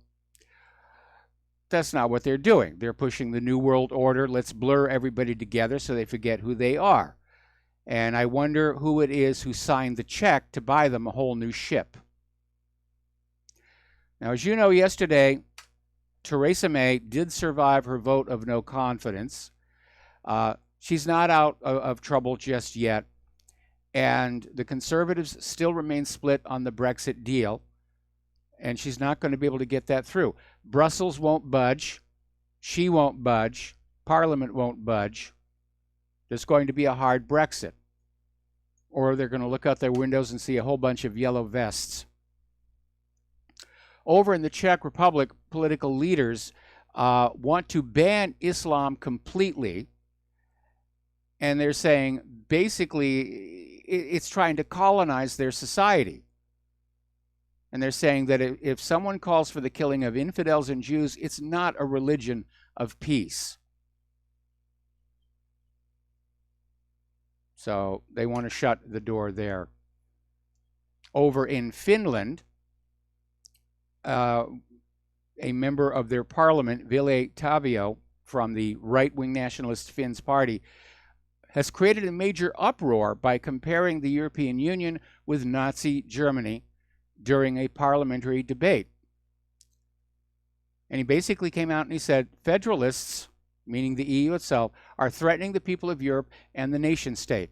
They create a new kind of Soviet Union. They create a new Nazi Germany. And of course, that sparked a major debate with politicians on both sides of the spectrum reacting very strongly. But again, look at a map. What the EU is trying to put together is basically what Nazi Germany wanted to conquer. All right, we're going to take a phone call now. Mark in North Carolina, aloha. Welcome to the show. What's on your mind? How you doing, Mike? Hey, Mike, what you just pointed out about the Koch brothers, that pretty much reinforces what I try to tell people, and that pretty much these billionaire elites are one and the same mindset. Maybe a little bit of a different side of the coin, but they're pretty much they're globalists, they're for open borders. They don't care about about the people. They just care about profits. totally, they don't care about the garbage they put in the environment either. They'll talk about global warming, and yet they'll push all kinds of chemicals and stuff like that. That poison air, poisons the water, and poisons people's stomachs when they eat their GMO garbage. So I think people need to wake up, stop this left-right nonsense, okay, Republican, Democrat, and understand these billionaires want to control all of us. Stop playing the Koch brothers aren't that bad, blah, blah, blah. They are bad. They're no good, just like the rest of them, just like Bloomberg, just like Soros, and you name the billionaire pretty much. That's the way they are. Yeah, they do all seem to be on board with this agenda of turning all of planet Earth into a third world slum in order to extract more wealth from the people. That's it. They don't care about us. They care about themselves. And the sooner people get wise and understand who these people... When we talk about the New World Order, that's basically what we're doing. We're talking about very rich elitists, very rich globalists who care only about themselves and their profits. They'll gladly get us into war, which you're seeing now. A lot of what's going on in the Middle East, that GD oil, where the Rothschilds are pretty much run that show, and you're seeing a lot of the problems with Russia, that they're creating with Russia, has to do with they're not happy enough with their own, stealing resources from everybody else. Now they want to steal even more resources from Russia and neighbors of Russia. This is all this is about, folks. Understand that these people are evil. They must be dealt with. We must get a government in there that's going to be, loyal to the American people. I'm hoping somebody like maybe Tulsi Gabbard. I don't know if she can get over her thing about firearms and respect the Second Amendment. I think she might be good, but I don't know. Cynthia McKinney, I think, is very good, and Rand Paul, Yes. I believe, would be very good. But other than that, I just don't. If we keep going this way, Mike, I'm afraid this country is going to go to either civil war or we're just going to implode, one or the other, or these bums are going to get us into a nuclear war, which unfortunately is getting more and more possible too. They don't seem to respect life. They don't seem to respect this. They seem to think somehow that they're immune from it, that they'll be able to hide in their bunkers or wherever they think they're going to hide and get rid of the majority of the population. Very bad situation, Mike, and that's because we don't wake up. People don't understand. I post a lot of stuff on and share a lot of stuff on Facebook and Twitter. It's the only reason I keep these things, because I want to share information that they're trying to subvert. And I'm losing a lot of friends because of it too. People don't want to know the truth. Yeah. I just some girl threatened. I shared stuff about Sandy Hoax. She doesn't like that. She said, "I can't talk. Don't send any to Sandy Hoax stuff." I put it on newsfeed. I can't help it. It winds up there. Wolfgang Halbig is a friend on Facebook, and I share everything I get from him with others. So that's the way it is. Because I respect that man greatly. I think he's a true patriot. He was not red pilled before, by the way.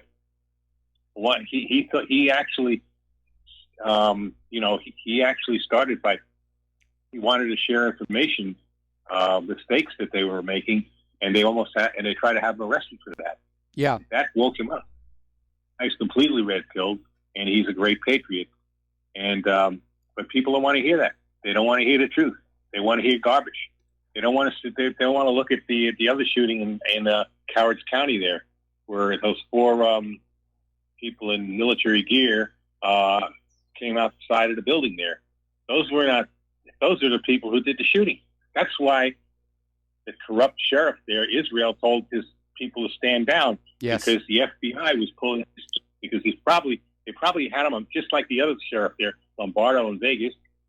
These guys are corrupt as the day is long, and they had stuff on them. So they said, okay, you better cooperate with us. So they said, we tell you to stand down, you stand down. And that's what happened. And this way, these four were able to carry out these horrible murders. They blamed it on Cruz. They used him as a patsy. But people don't want to hear that. They don't want to know. They don't want to know anything about it, even though the pictures are right there. And I've shared that on Facebook and Twitter because Wolfgang shared about. I was looking for it for a while because I'd seen it before, and I was looking for it so I could share. I couldn't find it anymore. Wolfgang got it. He shared it, and I shared it. And that's the way. That's the only way to beat these people. We got to share information. The information, like InfoWars is right. I mean, that's actually what this is. It's an information war. Yes. We've got to win. We've got to get our message out. People's got to understand we are under siege.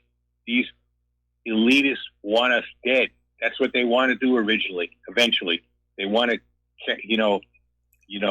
move us into their big cities, so-called smart cities. Yes. Total control.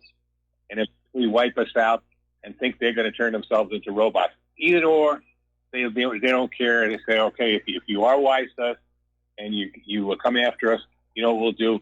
We'll start a war. We'll blow you all up in a nuclear war, and that's going to be it that way also. Okay, So now, this Mark, is the situation let's back up here a little bit, where you were talking about the resistance that you're meeting, trying to talk to people about things that are going on.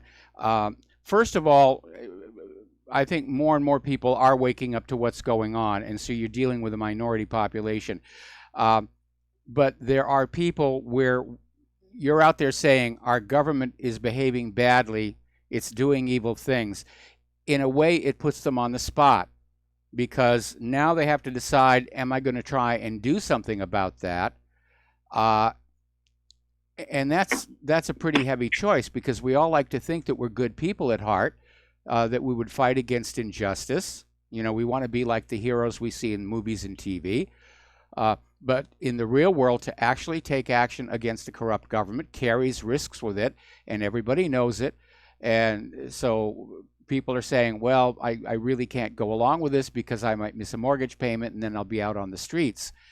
And so it's a gross bit of self-deception where they'll simply say, I am a good person. I would fight against injustice. I just don't see any reason to do it right now. And they'll swallow the offered propaganda, gratefully, indeed. But again, that's starting to wear out as well. The other issue, of course, is that all of us who are seeking to educate other people need to learn to do it gently. We're not going to push them across that bridge to the other side. We have to stand on the other side and beckon them forward. And don't overwhelm them with a lot of stuff. I mean, Mark, you were kind of doing exactly that. You just went on and on about all the stuff. That's going to slam on the brakes there. If you're going to talk to somebody about a topic, just, keep it simple as possible. Use the Socratic method. Ask them questions. Say, does this make sense in the official story? And, remind them about how much we know have been lied to, like Saddam's nuclear weapons. Anyway, Mark, I'm going to let you go here. We're coming up on the top of the hour. One thing, though, Mike. What? I do tell him you can call Wolfgang. He actually posts his number online. I have it, and he says I could give it out, but I don't want. I'd rather them look it up and find it out. So it's not that he keeps that hidden. And I do tell people, if you don't believe me, you don't want it, you can talk to Wolfgang himself, and I tell him that he's a school safety expert, one of the best in the country. And that's pretty much that. So, it's not that I just force it down their throat. Okay. Well, there's an art to being a rabble rouser, and it's understanding what the rabble is ready to hear and what they're not ready to hear. Anyway, Mark, we're going to let you go. And yes, Wolfgang is a cool guy. We've had him on the radio show before. All right. Getting on back to the economic news. And this is kind of interesting. There's been a new study that shows 40% of American college students never graduate. And it only underscores the fact that going to college does not guarantee a high-paying job and a better standard of living. In fact, Congresswoman Alexandria Ocasio-Cortez basically illustrates this. She worked as a bartender before launching her upset primary campaign, despite having a degree in economics from Boston University. And she's spoken about feeling directionless after graduating with a mountain of student debt. So that is a major, major problem.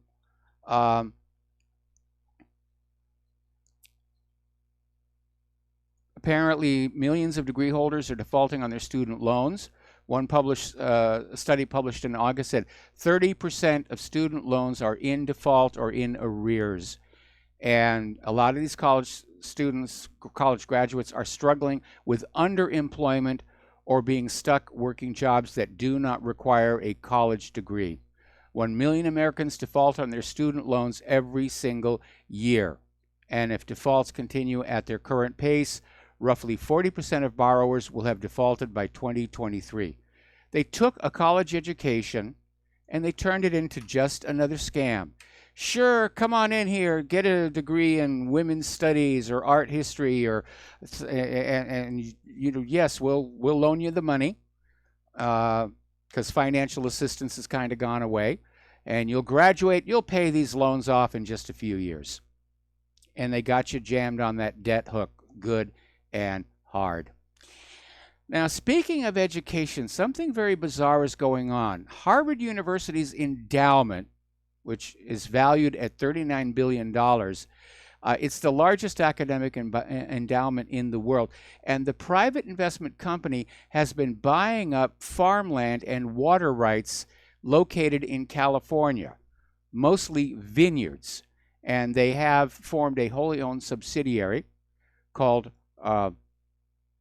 Brodea. And they're saying they're buying up the vineyards, but it looks like what they're really after are those aquifers. We're going to take a break for commercials, and we will be right back.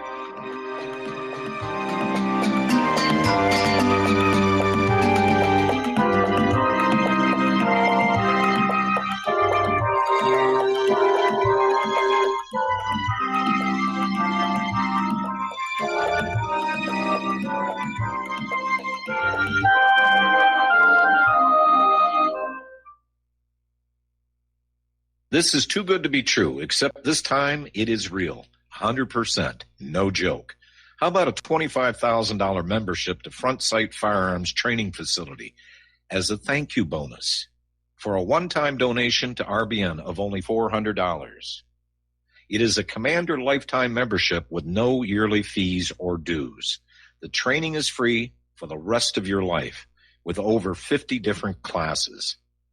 Then leave it to your designated beneficiary. You provide the approved firearm, holster, ammo, eye, and ear protection. Many features and bonuses are included, more than you would ever expect or believe. This is the ultimate graduation present, wedding gift, etc., etc. See the details. Go to RBN's webpage and frontsight.com to make it happen. You will hear this offer only on this radio network. Help keep RBN alive. Tell 5. The reviews for Extendivite are amazing. Here are some from Amazon. By Christine, great for heart palpitations. By Ann, before I started using this product, every afternoon my ankles and my hands would be swollen. That doesn't happen anymore. So if that part of their advertising is true, I have to assume that the rest of it is also. Not to mention that when I had my yearly blood test, only a few weeks after beginning to use this product, my cholesterol had dropped over 30 points. I'm going to continue to take it. By Croc, I love this product. It really works. By Brad, works great, thank you. Tell us your story. Get your Extendivite today. To order, call 1-877-928-8822. That's 1-877-928-8822 or visit heartdrop.com. Extend your life with Extendovite.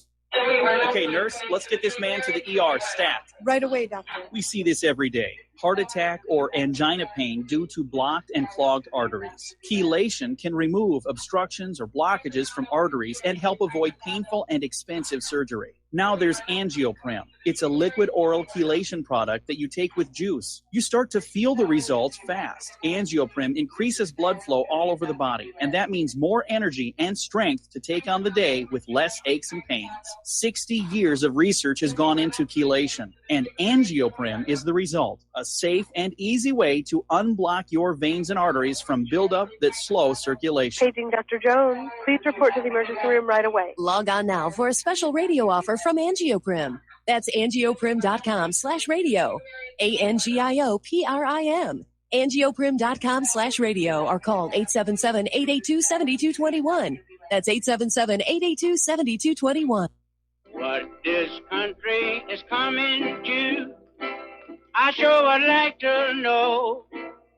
If they don't do something by and by, the rich will live and the poor will die. Doggone, I mean the panic is on. Can't get no way, can't draw no pay. And aloha, America. Welcome back to our show here. And a side note for all you astronomy buffs, tonight is the peak of the Geminid meteor shower, and they're expecting it to be pretty decent. Obviously, the best time to see it is in the night sky before dawn, which means getting up very, very easy, finding the constellation Gemini, and just look for the meteors to come on down. And that will be kind of fun here. Over at the New York Times, columnist Jennifer Weiner wrote an op-ed titled "It's the Least Wonderful Time of the Year." And the gist of this op-ed is that businesses should cancel office Christmas parties so that women avoid the risk of being sexually harassed. And according to Weiner, the prospect of the holiday party is a difficult one for women due to the task of, first of all, choosing clothing that signal you are polished without being boring, attractive without being provocative, and that you're looking to be promoted, not propositioned. And this is just another continuation of this attack on Christmas.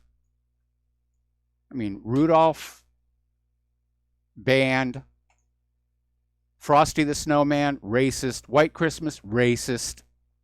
It's just utterly, utterly, utterly ridiculous. Apparently, over at the in Kitchener, Ontario, it was the opening night of their Christkrindle market, their version of a Christmas market. And this pastor, Jacob Raum, got up to the microphone and was reading the Christmas story from the Bible, and the microphone was cut off by city staff.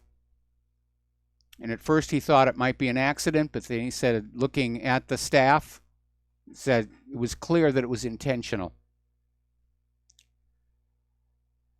Now, here's a problem. Our retailers depend on the Christmas shopping season for 1/3 of their earnings through the entire year. If Christmas is made to go away because it offends the voodoo people, what are they going to use in its place to market to us? And yet another piece came on out here. Taylor Marshall came on out writing that men shouldn't decorate gingerbread houses because it's effeminate. And apparently this is over in Indiana in Harrison Township. It's Sweden. Sweden has shut down their controversial equality body. And it was controversial because it was run exclusively by women. It was being nicknamed the Feminism Ministry. We'll be right back after station identification.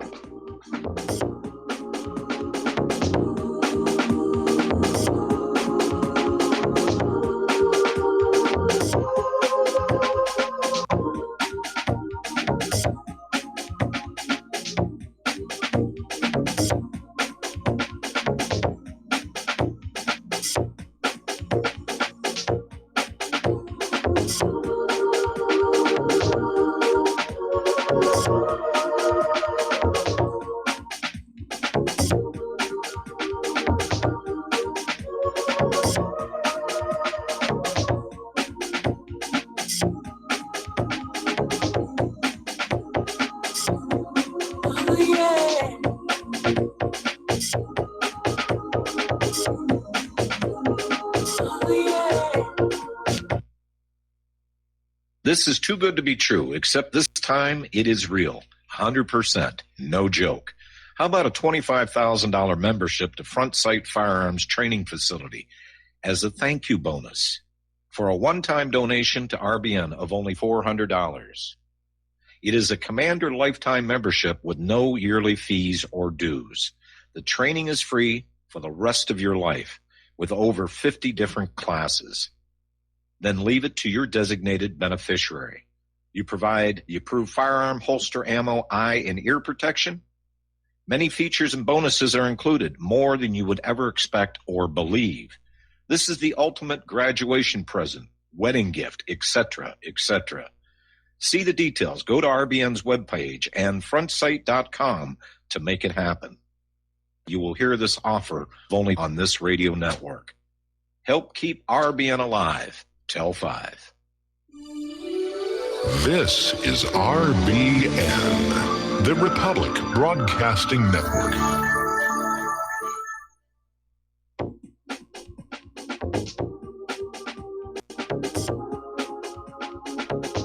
What really happened with your host, Mike Rivero.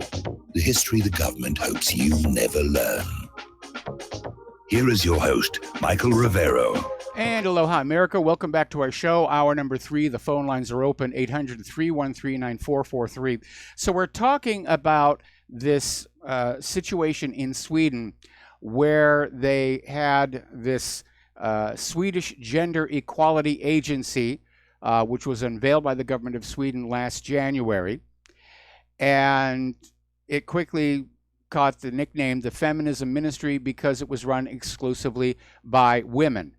And it will now close down. Parliament adopted a new budget by center-right moderates and Christian Democrats. Now, they're going to be funded through the end of 2019, so they've got a year to kind of wind things down. But again, how do you have gender equality when only one gender is in charge of that agency? It was kind of dumb. As you know, over in New Jersey, there is a concern over this recently passed law that it is now a felony to possess a gun magazine capable of holding over 10 rounds of ammunition. Now, it's a wildly unconstitutional law.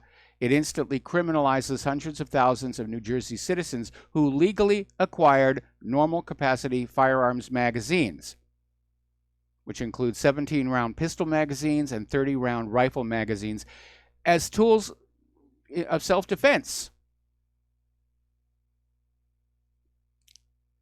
So questions were being raised about enforcement. Now, they're expecting people to just turn in the magazines or to get them modified so they'll only hold the required number of bullets. But apparently, the New Jersey State Police told Breitbart News they will not rule out house-to-house enforcement of the new magazine ban, meaning they plan to conduct house-to-house arrests and searches and gun magazine confiscations. This is real Nazi-style stuff. And it further underscores the entire purpose of the Second Amendment, which is to stop government tyranny.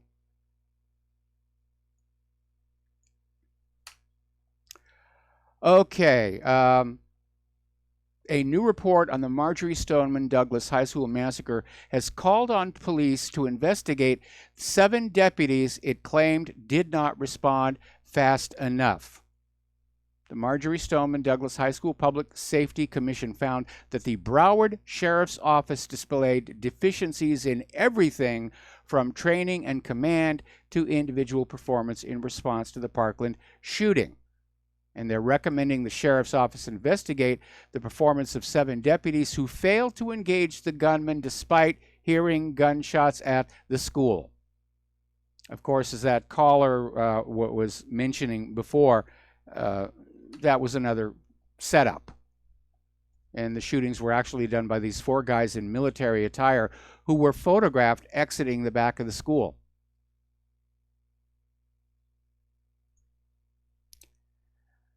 Now, the Trump administration is moving to scrap an Obama-era rule which allows criminal students like accused Parkland shooter Nicholas Cruz to stay out of the criminal justice system in the name of fighting systemic racism. So it's just a huge mess. Anyway, the same Safety Commission said their recommendation is arming teachers. And they said basically the problem is that it takes too long for the police to get there, but that Nicholas Cruz supposedly stopped to reload his AR-15 5 times, all of which would have been opportunities for an armed and trained teacher to shoot him. I think it's a good idea. I think teachers should be armed, and they should be taught to shoot combat tactics. And you know what's going to happen? The crazies won't show up anymore. Have you noticed all of these mass shootings always occur in a gun-free zone? I know I can go on in and just have fun. Nobody's going to shoot back. You got to take down all those signs that say gun-free zone, put up signs that say half the houses in this neighborhood have guns. You guess which one. So let's talk a little bit about computers. 6 years ago, the Saudi Aramco's computer servers were hit with what was called the Shamoon malware, and apparently it has now come on back, and they have detected a file infected with Shamoon in its database virus total. Now, the malware was uploaded from Italy, and it's a different form from the previous two variants. They've made changes. Those move through networks via pre-programmed credentials. This one stays on the computer it is installed on first.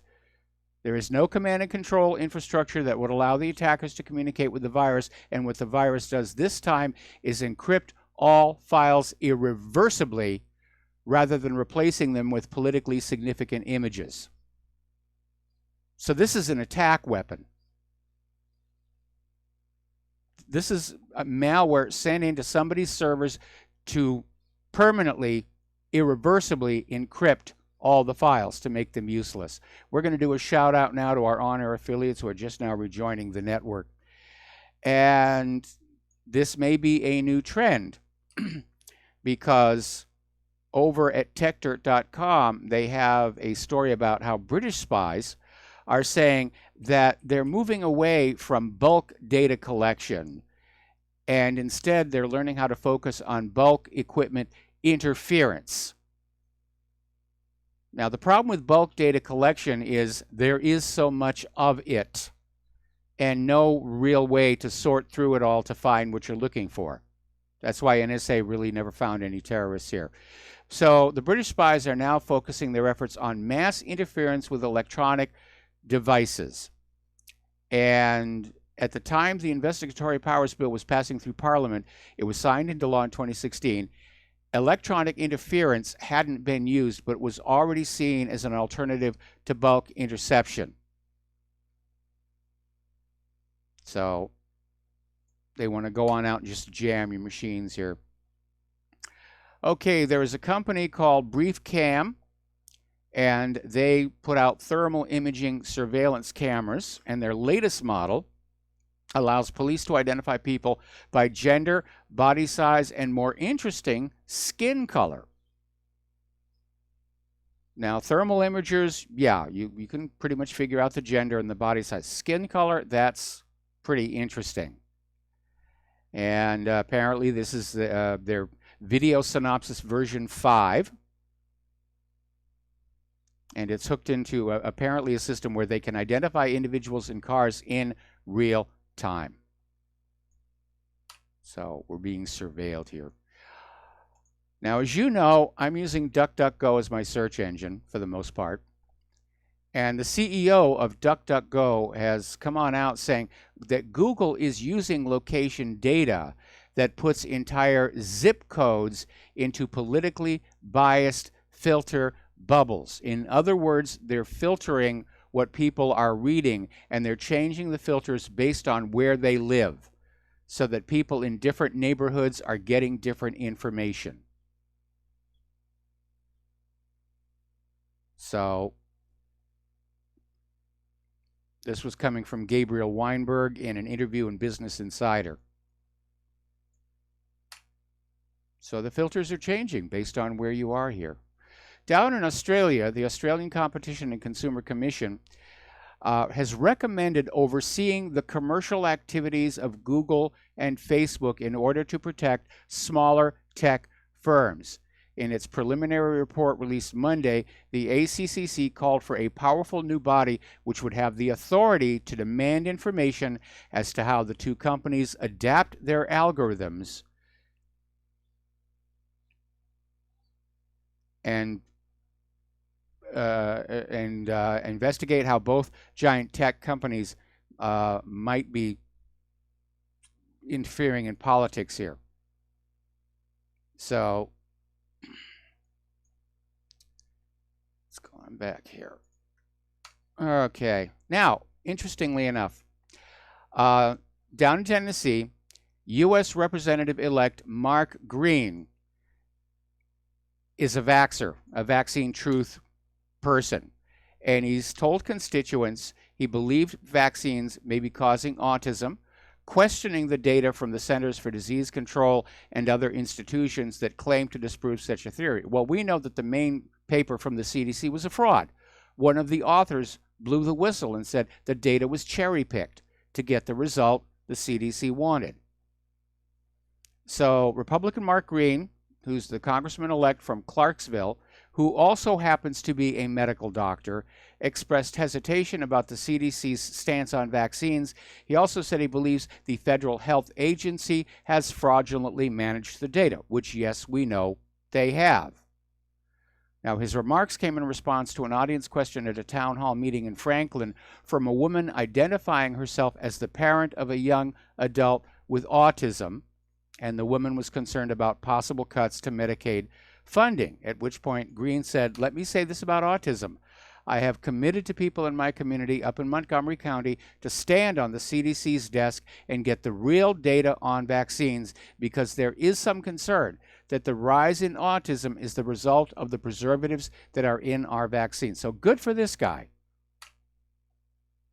Going to be a one-term representative, but good for him anyway. Story coming out of Great Britain. Apparently, there was this mother, Helen Spilsbury, who noticed that her son Jack on Sunday was coming down with a rash. And by Monday, he was covered with it, scratching all over his body. Now, they went to the doctors and originally thought he might have hand, foot, and mouth disease. But they went to the doctor and confirmed that Jack had measles. In fact, it was the worst case the doctor had ever seen. And the mother was shocked because Jack had had both of the MMR jabs when he was younger. He had that triple vaccine for measles, mumps, and rubella, and it simply did not work. So they had to call up the school and warn everybody. Apparently, it was a very contagious form of measles, and they had to call up the school and say, get to everybody who was near Jack over the last few days because they're going to be sick. Okay. Now, over at the Large Hadron Collider, it's going to be offline. They're taking it offline for upgrades. It will not be activated again in 2021. And so for those of you worried about the accidental creation of a quantum black hole, you can breathe easy. No more particle smashing for a while. Now, up in Canada, the Canadian equivalent of CNN has published a climate infographic suggesting the #1 thing everyday people can do to help stop global warming is to stop having children. And pointing to a study published in the journal Environmental Research Letters, CBC News Essays says there's actually nothing more effective in combating global warming than for families to have at least one fewer child. And they're out there promoting abortions and sterilizations here. So they're out there with a chart of so-called emission savings. Having one less child is ranked in the high impact category of 58.6. So they're trying to combine the global warming scare with the depopulation agenda.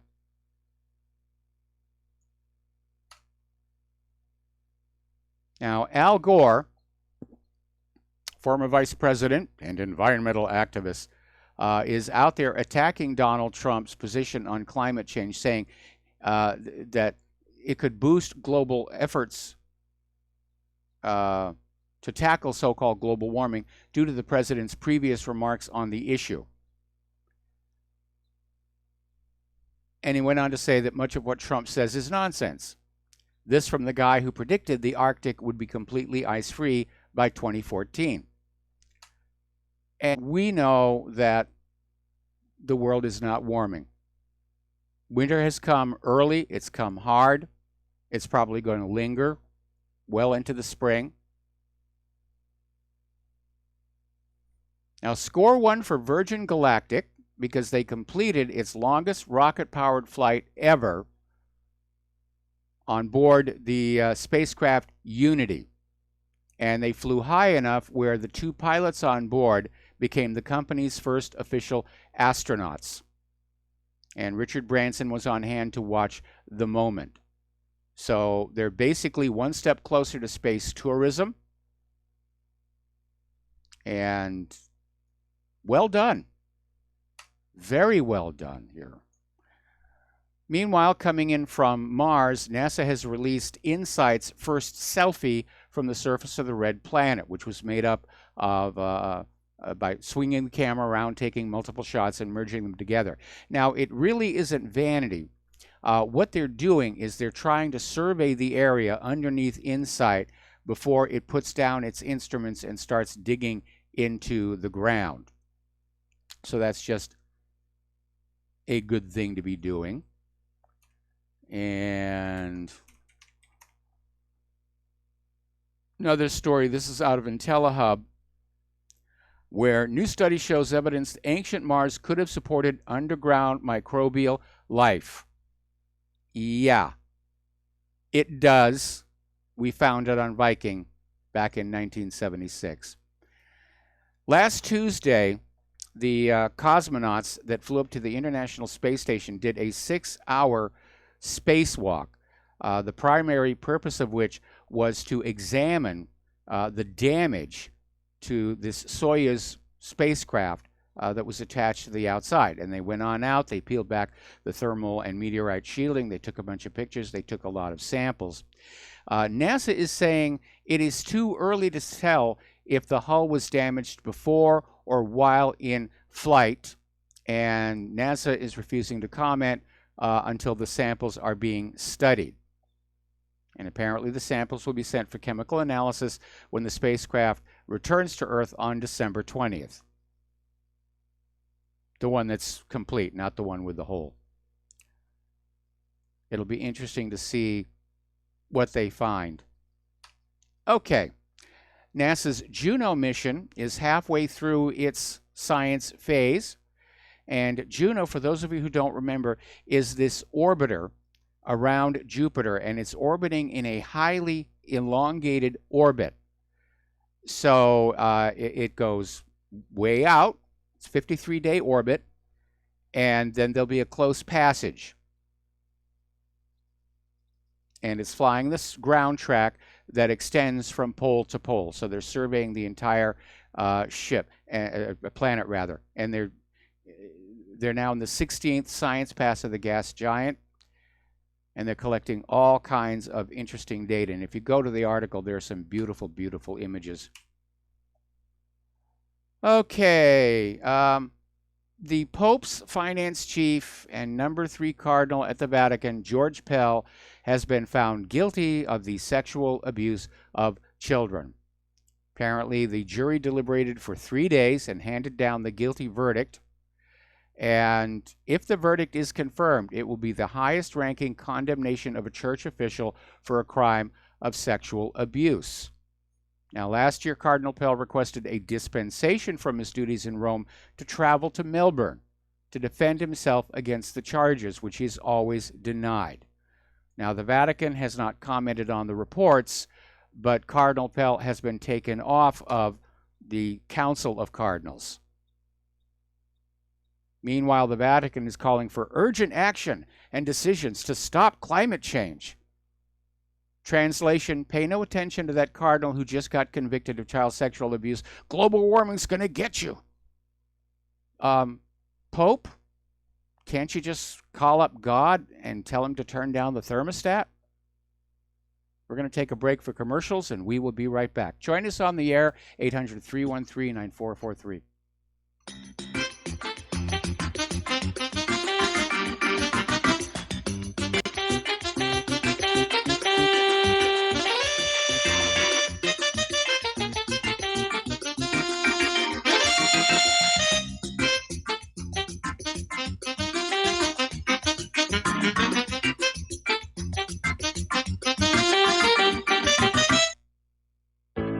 Many people write us about their experience with Extendivite. Allow me to read you one from Amazon.com. I just wanted you to know I saw my doctor and I laughed because he said, "I don't know what you're doing, but keep doing it." I have been taking Extendivite. I had borderline high blood pressure, heart flutter, high cholesterol. I changed my diet and included Extendivite with an amazing turnaround for the better. A few months later, I had a doctor's appointment and took a stress test. I passed. No heart flutter, blood pressure was perfect. My doctor even took me off my medicine. I thank you truly from the bottom of my heart. This stuff works, and I'm so grateful for Extendivite. Thank you, Justin G. Tell us your story. Get Extendivite today. Call 1-877-928-8822 or visit heartdrop.com. Extend your life with Extendivite. Attention RBN listeners. Dr. Ignatius Piazza, founder of Front Sight Firearms Training, and fate have come together to allow RBN to run another fundraiser till the end of the year. We didn't really expect this opportunity, but thankfully it's here and running as you hear this. We've set a goal of 500 donations by the end of the year, which averages around 6 per day, 7 days a week. When you realize all the folks listening to RBN all hours of the day and night, we think our goal is realistic and extremely critical to keep RBN on the air. If everybody listening will seriously assess their ability with firearms and then take advantage of this opportunity, we feel our goal is very conservative. Please take the time to look over Front Sight's website to get an idea of an amazing facility and the world-class training that's going on there. If this interests you, you likely will have like-minded friends that would like to know. Tell them. If for some reason some listeners are not personally interested, consider sons and daughters, close friends, nieces or nephews, top valued employees, inform club members, share the opportunity with police and fire departments. It's not too early to plan Christmas presents for special people. This fundraiser has come at an extremely critical time for RBN because the dire need for equipment upgrades. We're running on the spare tire currently with no money to fix a flat, and the fuel gauge is bouncing on E. This is one of the most valuable ways you help RBN financially because you get Commander lifetime membership value that is 50 times your donation and can be passed on forever. How many times during life do you get to leave a legacy? See more details and contact info on our webpage, republicbroadcasting.org, and thank you. On the 5th day of global warming, Al Gore gave to me 5 Johnny Bombers, $4 gas, 3 Bell automakers, 2 melting ice caps, and a fear-mongering documentary. And aloha America, welcome back to our show here. And when he's not ranting and raving about human-caused global warming, apparently Pope Francis is poised to change the Lord's Prayer, to redo the translation and this is continuing his tradition of turning over liturgical tables. And apparently the Italian Episcopal Conference has submitted the proposed changes to the Vatican for approval. One of the big ones is they want to change the line, "Lead us not into temptation," into "Abandon us not when in temptation." And apparently last year the Pope brought the issue to the forefront when he described the petition, widely used for centuries in many languages, as not a good translation. Well, 2,000 years after the fact, I'm not sure how good the translation would be anyway. The Church of England, meanwhile, has decided to introduce a baptism-style ceremony for gender transitions. Now, this is the largest Christian denomination in the United Kingdom, and they're stopping short of calling it a second baptism, but basically it is the same ceremony for those announcing their new sexual identity. So clergy are being told to call men by their new female names, women by their new male names, and the guidance declares for a trans person to be addressed liturgically by the minister for the first time by their chosen name may be a powerful moment in the service. I guess it's anything to keep those collection plates filled. And you're going to love this one here. Apparently there's this pastor by the name of John Gray, and for his 8th wedding anniversary, he bought his wife a car, which is a nice thing to do. It was a Lamborghini Urus, $200,000. And Pastor John Gray, who's pastor of what's called Relentless Church, or he's relentless himself, said it was God who made the posh acquisition possible after he made a faith deposit on the vehicle in February. And he's calling everybody in the congregation who is wondering about just where all this money came from. He's calling them haters, but they'll be blessed. It is a bit of a racket over there. Okay, so the wife has a new car. Apparently, Gray also, apparently the wife, on the same anniversary, gifted her husband what's called the Green Box Rolex. It's a nickname to describe the Rolex Explorer 2. Comes with a price tag of $8,000. It's a good business to be in, huh? Many years ago. By the way, the phone lines are open, 800-313-9443. Many years ago, after I left CBS Television City, I went to work briefly for a Christian television station down in Orange County. Now, they actually had identified themselves as broadcasting from Guasti, California, which was out towards San Bernardino. But Guasti had kind of sort of economically dried up and blown away. The TV station had relocated the studios and not bothered to change the station identification or even inform the FCC. So there was one FCC fine. And I arrived at this station at a very interesting time because my job was primarily in the technical department. And the station manager had, some months back, gone to one of these big revelation sermons where it was predicted God was going to come destroy the earth on thus and such a date. And the station manager believed it, thought it was absolutely true. And so I diverted the station's resources to 24 hours a day. Get the message out. The world is coming to an end. Repent now. And didn't show, it didn't show the paid-for programming or the paid-for commercials. And so the day that the world was supposed to end came and went. The Lord didn't show up. And the station was left with a big stack of bills they never thought they were going to have to deal with, including a major tax bill from the state of California. at which point our station manager basically kind of vanished, and we were left trying to keep the station going by ourselves. And when I first got there, they were doing some dumb things. I mean, for their news program, they were just literally clipping columns out of the newspaper and reading them on air. And that could have gotten them into trouble because they were reading them verbatim. They weren't commenting. There was no analysis. They weren't paraphrasing. It was just verbatim. So I went down to a radio station that was just down the road, and I was still a member of the Magic Castle. And I'll tell you the rest of the story when we come on back from this commercial break.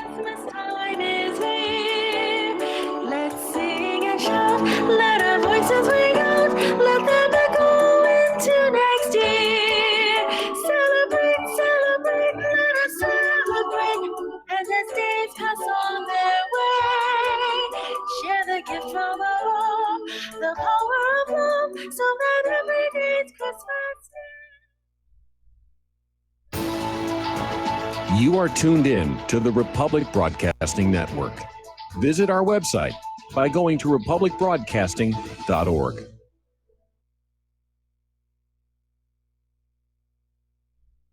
Do you worry a lot? If you're forgetful, nervous, moody, or overwhelmed, chances are you're not protecting yourself from the ravaging effects of stress and anxiety. No matter the cause, ongoing stress and elevated levels of the stress hormone cortisol can rob your memory, your health, your quality of life, and your future. Now you can combat the effects of stress and anxiety while improving your memory and recall at the same time with the dietary supplement Calm and Clever. Studies show that the ingredients in Calm and Clever reduce cortisol by as much as 30% in as little as 1 to 2 weeks and increase your ability to recall facts, names, and numbers in 4 to 12 weeks. Calm and Clever was created by scientist Kurt Hendricks, a principal investigator in 2 NIH-funded studies on Alzheimer's disease. Try Calm and Clever for 2 months. You'll feel the difference. Call 1-800-758-8746 or go to calmandclever.com. Did you know that neither the American Medical Association nor the American Bar Association were established to benefit the American people? Have you recognized that in our country, healthcare has little to do with health, and that our court system has nothing to do with justice? The priests of both medicine and law have been incentivized to implement a dark agenda on behalf of the Bilderbergers and their ilk. To protect ourselves and our progeny, we need to take a much closer look at how these two giant industries really work. Join me, Al Whitney, on In Defense of Humanity, Saturdays at 7 p.m. Central, as we expose the matrix and learn how not to consent to our own destruction. Many people write us about their experience with Extendivite. Allow me to read you some from Amazon.com. It really does work like the review says it does. I cannot believe that after the first few days, I didn't feel as sluggish or clogged up. It has had a profound impact on my physical, emotional well-being. I'm skeptical as most people about products and their claims, and I never write reviews, but this is a wonderful product and I recommend it to everyone. Great product. It has brought my blood pressure from the mid-150s over the 80s to the mid-130s over mid-80s, along with diet and exercise in just the past couple of months. Excellent. Thank you, David. Tell us your story. Get Extendivite today. Call 1-877-928-8822 or visit heartdrop.com. Extend your life with Extendivite. Some are maxed out all their credit cards. Some are working 2 jobs and living in cars. Minimum wage won't pay for a roof, won't pay for a drink. If you gotta have proof, just try it yourself, Mr. CEO. See how far 5.15 an hour will go. Take a part-time job. And aloha, America. Welcome back to the show. And I'm actually getting a whole bunch of emails saying, you know, which station was it? And I'm not going to say because the call letters have been acquired by another company. It's a completely different entity, and I don't want to embarrass them. But it was just a very bizarre situation. I mean, there was one day we walked into the control room at the start of the broadcast day, and we found the video director and one of the camera girls just going at it on the ground. And the reason I'd been hired there is that there was a provision in the tax code of the time where TV and radio companies, well, all companies, TV and radio companies, had to turn over their equipment every so many years to sort of make sure that the equipment providers stayed in business. And so if they couldn't sell the old equipment, they would donate it to nonprofits like Christian TV stations. And so for this little hole in the wall TV station, it was in an industrial park in Orange County, they had just amazing amounts of equipment, and my job was to basically get it all working and keep it all working here. But they were completely out of money, and it was very frustrating trying to get anything done because they had no money. Somebody had actually donated a brand new antenna for the transmitter, which was up on Mount Wilson, but they didn't have the money to actually get it installed. So we were still working on this little tiny antenna with no broadcast footprint. In fact, what was really weird was my parents' home was halfway between the studios in Orange County and Mount Wilson, and they still couldn't pick up the channel. And I mean, it got so crazy toward the end there. We were just on the air for the bare minimum amount of time to keep the license active, and then it all kind of fell apart. One of these days I'm going to write a book about that. Okay, we're getting an update about why John Huber did not show up. At least the story is being put on out that the FBI has opened an investigation, or has an open investigation, into the Clinton Foundation, and that's why he didn't show up, because he didn't want to compromise that, or at least that's the story. Personally, I think he didn't want to wind up in Fort Marcy Park. Okay, there is a new scam that's out there, and I actually got one of these myself. And it's popping up all over the country. And there's an email message that basically it's being sent to businesses. And apparently some people have bought into it. There have been evacuations.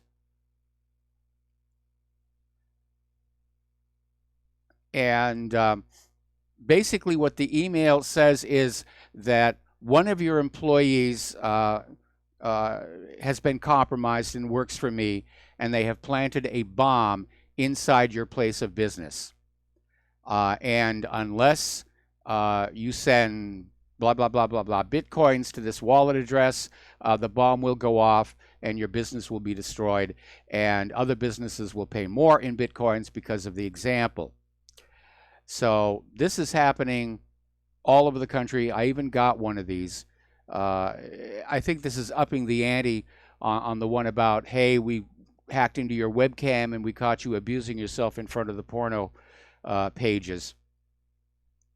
So, you know, I think back to that story we reported on yesterday where the U.S., Great Britain, the entire EU do not consider the production of malware to be a criminal offense. And I'm just having a hard time trying to figure that one out here. Okay. Apparently, Monica Schaefer, who's a Canadian citizen who spent nearly a year in a German prison simply for posting a YouTube video entitled, "Sorry, Mom, I was wrong about the Holocaust." She's finally out of political prison and making the rounds of the independent media. Here's a very, very bizarre story, and it's basically coming out of government slaves, which is usually pretty serious about their things. They're saying that Christmas Eve is when you're at highest risk of having a heart attack. And this is coming from a new study published in the British Medical Journal, which found a person's risk of heart attack spikes during most holidays and peaks at around 10 p.m. on Christmas Eve. And if that's from the overeating or the overdrinking or just the stress of dealing with Christmas, because it is very, very stressful getting on out there trying to get the presents. And they're saying it's a big study. They covered a lot of people. The details of more than 280,000 heart attacks in Sweden over 16 years. So apparently this is localized to Sweden, but they're saying that, yeah, it's people experience emotional stress. And again, it's supposed to be a festive time. And I'll admit I'm not feeling very festive. In fact, I'm in full-bore Ebenezer Scrooge mode right about now. And yes, I've got the obligatory colored lights out in front of our living room window, but that's it. We didn't do a tree this year. I just didn't feel tree-ish. All right, we're going to take a phone call now from James in North Carolina. Aloha, James. Welcome to the show. What's on your mind? I got a question about Tulsi Gabbard. You talk about her running for president. Has it ever been defined what a natural-born citizen is? My understanding is she was born in American Samoa. No. Yeah, Tulsi Gabbard, yes. Well, it's an American territory. But apparently nobody seems to think that's an issue because, I mean, she's already gone to the first two primary states for the 2020 campaign. But I mean, they did the same thing for John McCain because John McCain was actually born in the Panama Canal Zone. And it was simply said, yeah, that was American territory at the time, therefore he's a natural-born citizen. So if you're born in a territory, that means you're a natural-born citizen. I mean, I that's guess the way it's been handled up until now. Well, nobody brought this up when everybody was hollering about Obama, but there was a vice president named Charles Dawes under Hoover, and he was born in the territory of Kansas. And it never, but that's apparently true. And nobody made anything of it. I just wondered about it. I mean, could it change? If there's a precedent like that, it would seem like somebody would have brought it up, but no one did. I guess if you're born in a territory anywhere or under the auspices of the United States, you are a natural-born citizen, I suppose. Yeah, if you're under U.S. government jurisdiction, then yes, you qualify.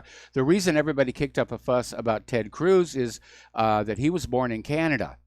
And they were trying to basically get that past everybody when they thought Ted Cruz could defeat Donald Trump. And as far as Alexandria Ocasio-Cortez, she was born in the Bronx, so she qualifies on that one, although not the age limit. What was well, I got you. I always kind of thought Obama was a dual citizen. Has anybody ever looked into that? I'm not aware that he was a dual citizen. Well, a lot of people said when he lived in Indonesia, that because his father was Indonesian and he went to some kind of school or something, that there was no way that he could have done that had he not been an Indonesian citizen. It's entirely possible, and I know there was a big stink over the fact that when Obama applied for college financial aid, he listed himself as a foreign student. But again, the issue, he was born here.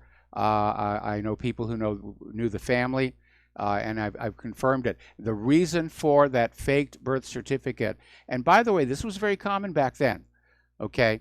Barack Obama's mother became pregnant with a guy named Frank Marshall Davis. He was a fellow student at UH Manoa. He'd served in World War II. He was older than she was.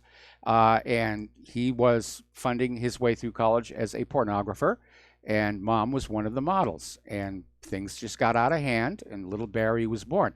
Then later on, when she met Obama Sr. and they got married, rather than go through that whole rigmarole of an adoption, they just had the birth certificate reissued with a new name. And that being back in the 60s and there being a lot of love childs and everything, that was actually a very common practice back then. Okay, that's all. Thank you, Mike. All right, thanks an awful lot here. And we're getting in a Interesting story here. People are starting to now report on what was presented at the House Oversight Committee hearing. And apparently these whistleblowers, these Clinton Foundation witnesses, say that John Huber and their team lost their evidence. They had to send it 3 times. So John Huber was not being a good guy. And so 2 Clinton Foundation whistleblowers spoke at the hearing, along with Tom Fitton from Judicial Watch. And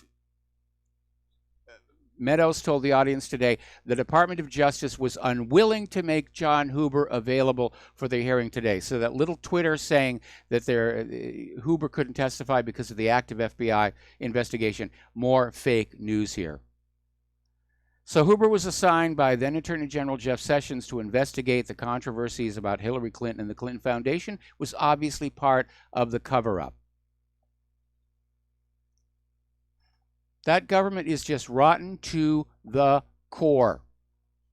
There is no redeeming quality anywhere in that federal government. It's just amazing here. Okay.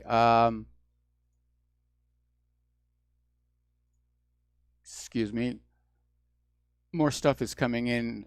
By the way, did you notice that when the oversight hearing began, there was a shooting scare out at Columbine, which resulted in 24 schools being shut down and evacuated. And I think they were hoping that the corporate media was going to pay attention to that, which they didn't really, because there wasn't enough blood or any blood. But of course, the corporate media has pretty much ignored the House oversight hearings as well. Meanwhile, apparently Trump's inauguration spending is now under criminal investigation by the feds. They are really after him, and I don't know why. He's giving them absolutely everything that they want. I just... Are they that scared that he might all of a sudden turn around and say, hey, all of these crimes were committed? Anyway, the Trump inauguration spending, the probe is looking into whether the committee misspent funds and top donors gave money in exchange for access to the administration. Well, go back to that Democrat who was testifying this morning at the House Oversight Committee. Yeah, top donors, when they give money, it's for access. It's for favors. That's what politics is really all about. So... it's amazing. Apparently, the Clinton crony lawyer, Rhee, may have lied in court testimony. It appears that she did. And now, of course, if she did, how can anybody take her seriously while she's trying to pursue charges against others for supposedly lying under oath? Well, it's because of the classic hypocrisy. It's okay for me to do this if I can get away with it here. Okay. Gary Lineker over at the BBC, he's accused of breaching BBC guidelines and told to keep his political views to himself as cricketing icons are drawn into the Brexit Twitter spat that's erupted between ex-England footballers. So everybody's talking about it, and the BBC is trying to silence it, much the way that our social media is trying to tamp down the discussion, as it were.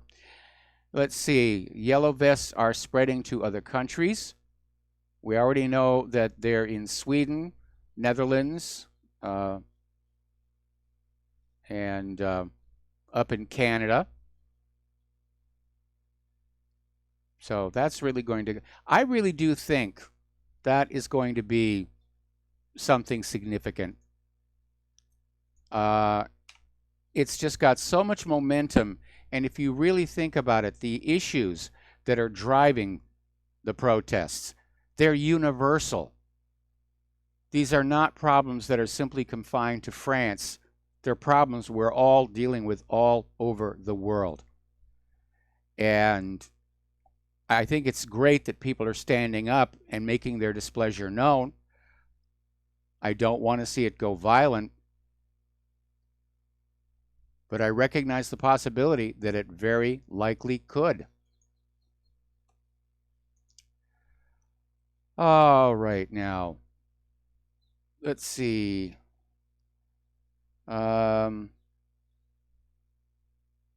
Apparently over at the Rutherford Institute, they're now demanding that the TSA amend their screening procedures regarding the pat-downs of children, that they need to respect the parents' right. And we know some of those pat-downs are very intrusive, very invasive.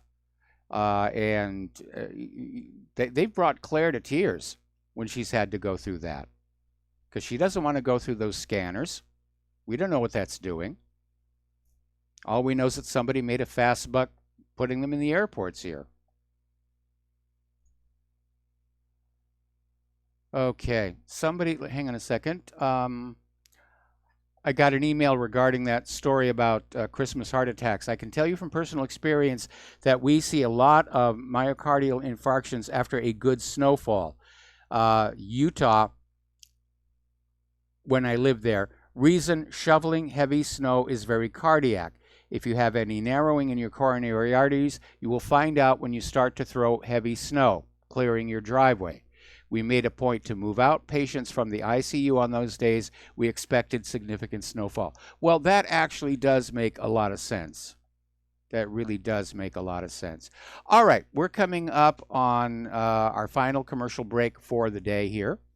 And when we come on back, I'm going to be looking for something else to share with all of you for the last segment of our program. So, wish I could show cartoons over the radio, but I can't. Anyway, we'll be right back after these few words.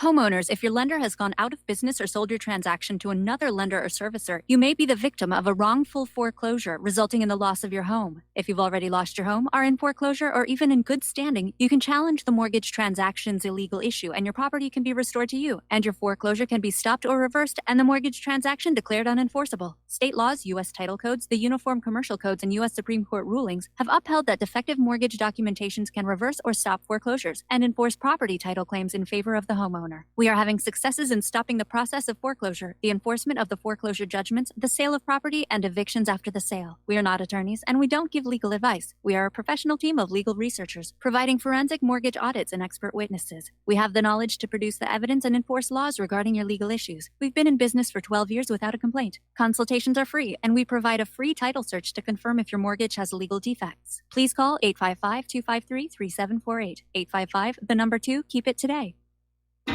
Without the right accessories, any guy can be off the mark. Whether you've invested thousands in your arsenal or you own a single trusted firearm, a visit to AROutfitting.com is in order. It's one of the finest online selections of tactical optics and AR parts and add-ons, like EOTech, quick target acquisition with no peripheral loss. Browse the full range of Nikon scopes and binoculars. AROutfitting.com can illuminate your world with Streamlight gun-mounted lights from keychain to large handhelds, up to 1,100 lumens.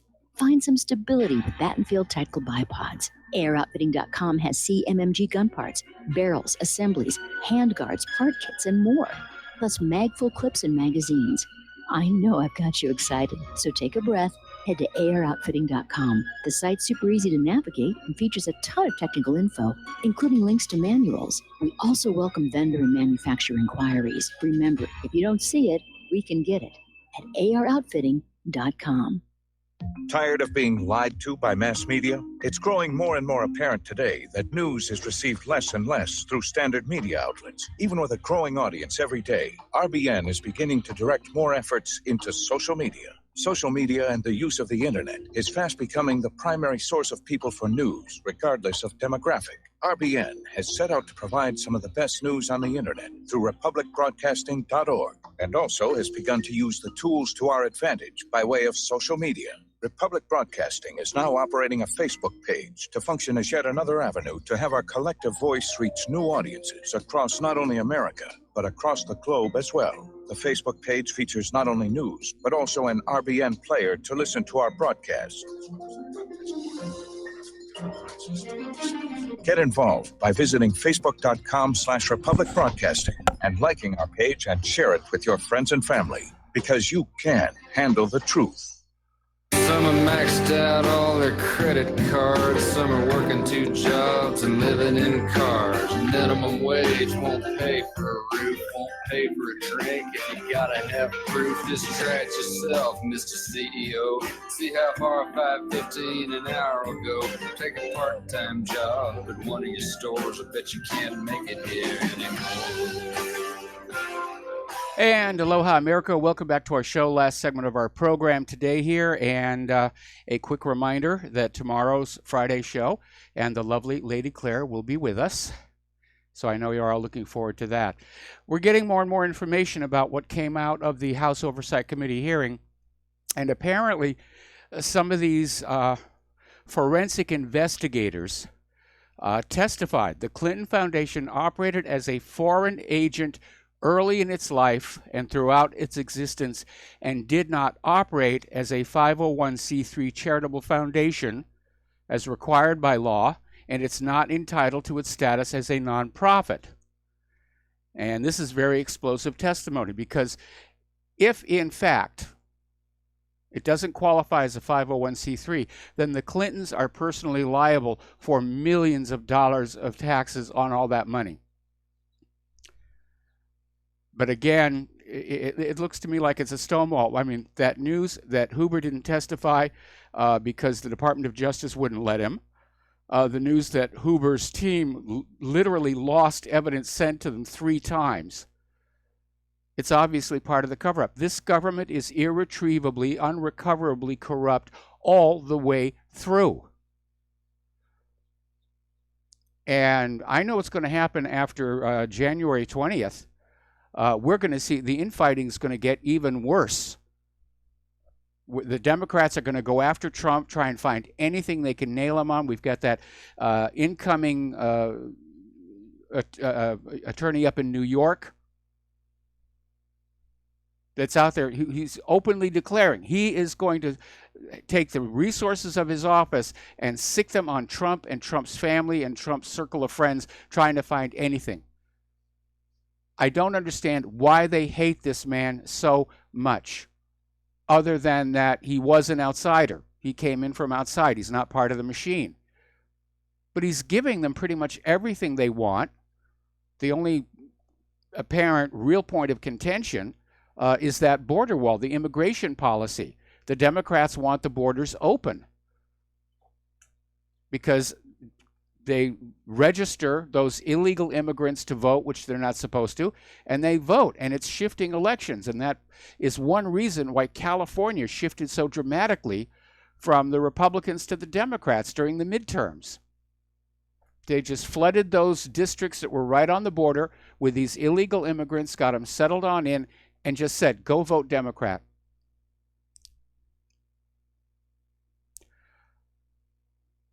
I never thought I would live to see the day where there was this much open corruption coming out of Washington, D.C. And even when I started doing all of this going on 25 years ago, yeah, it'll be quarter of a century this year, I knew there was some corruption. I could see it. I had experienced it.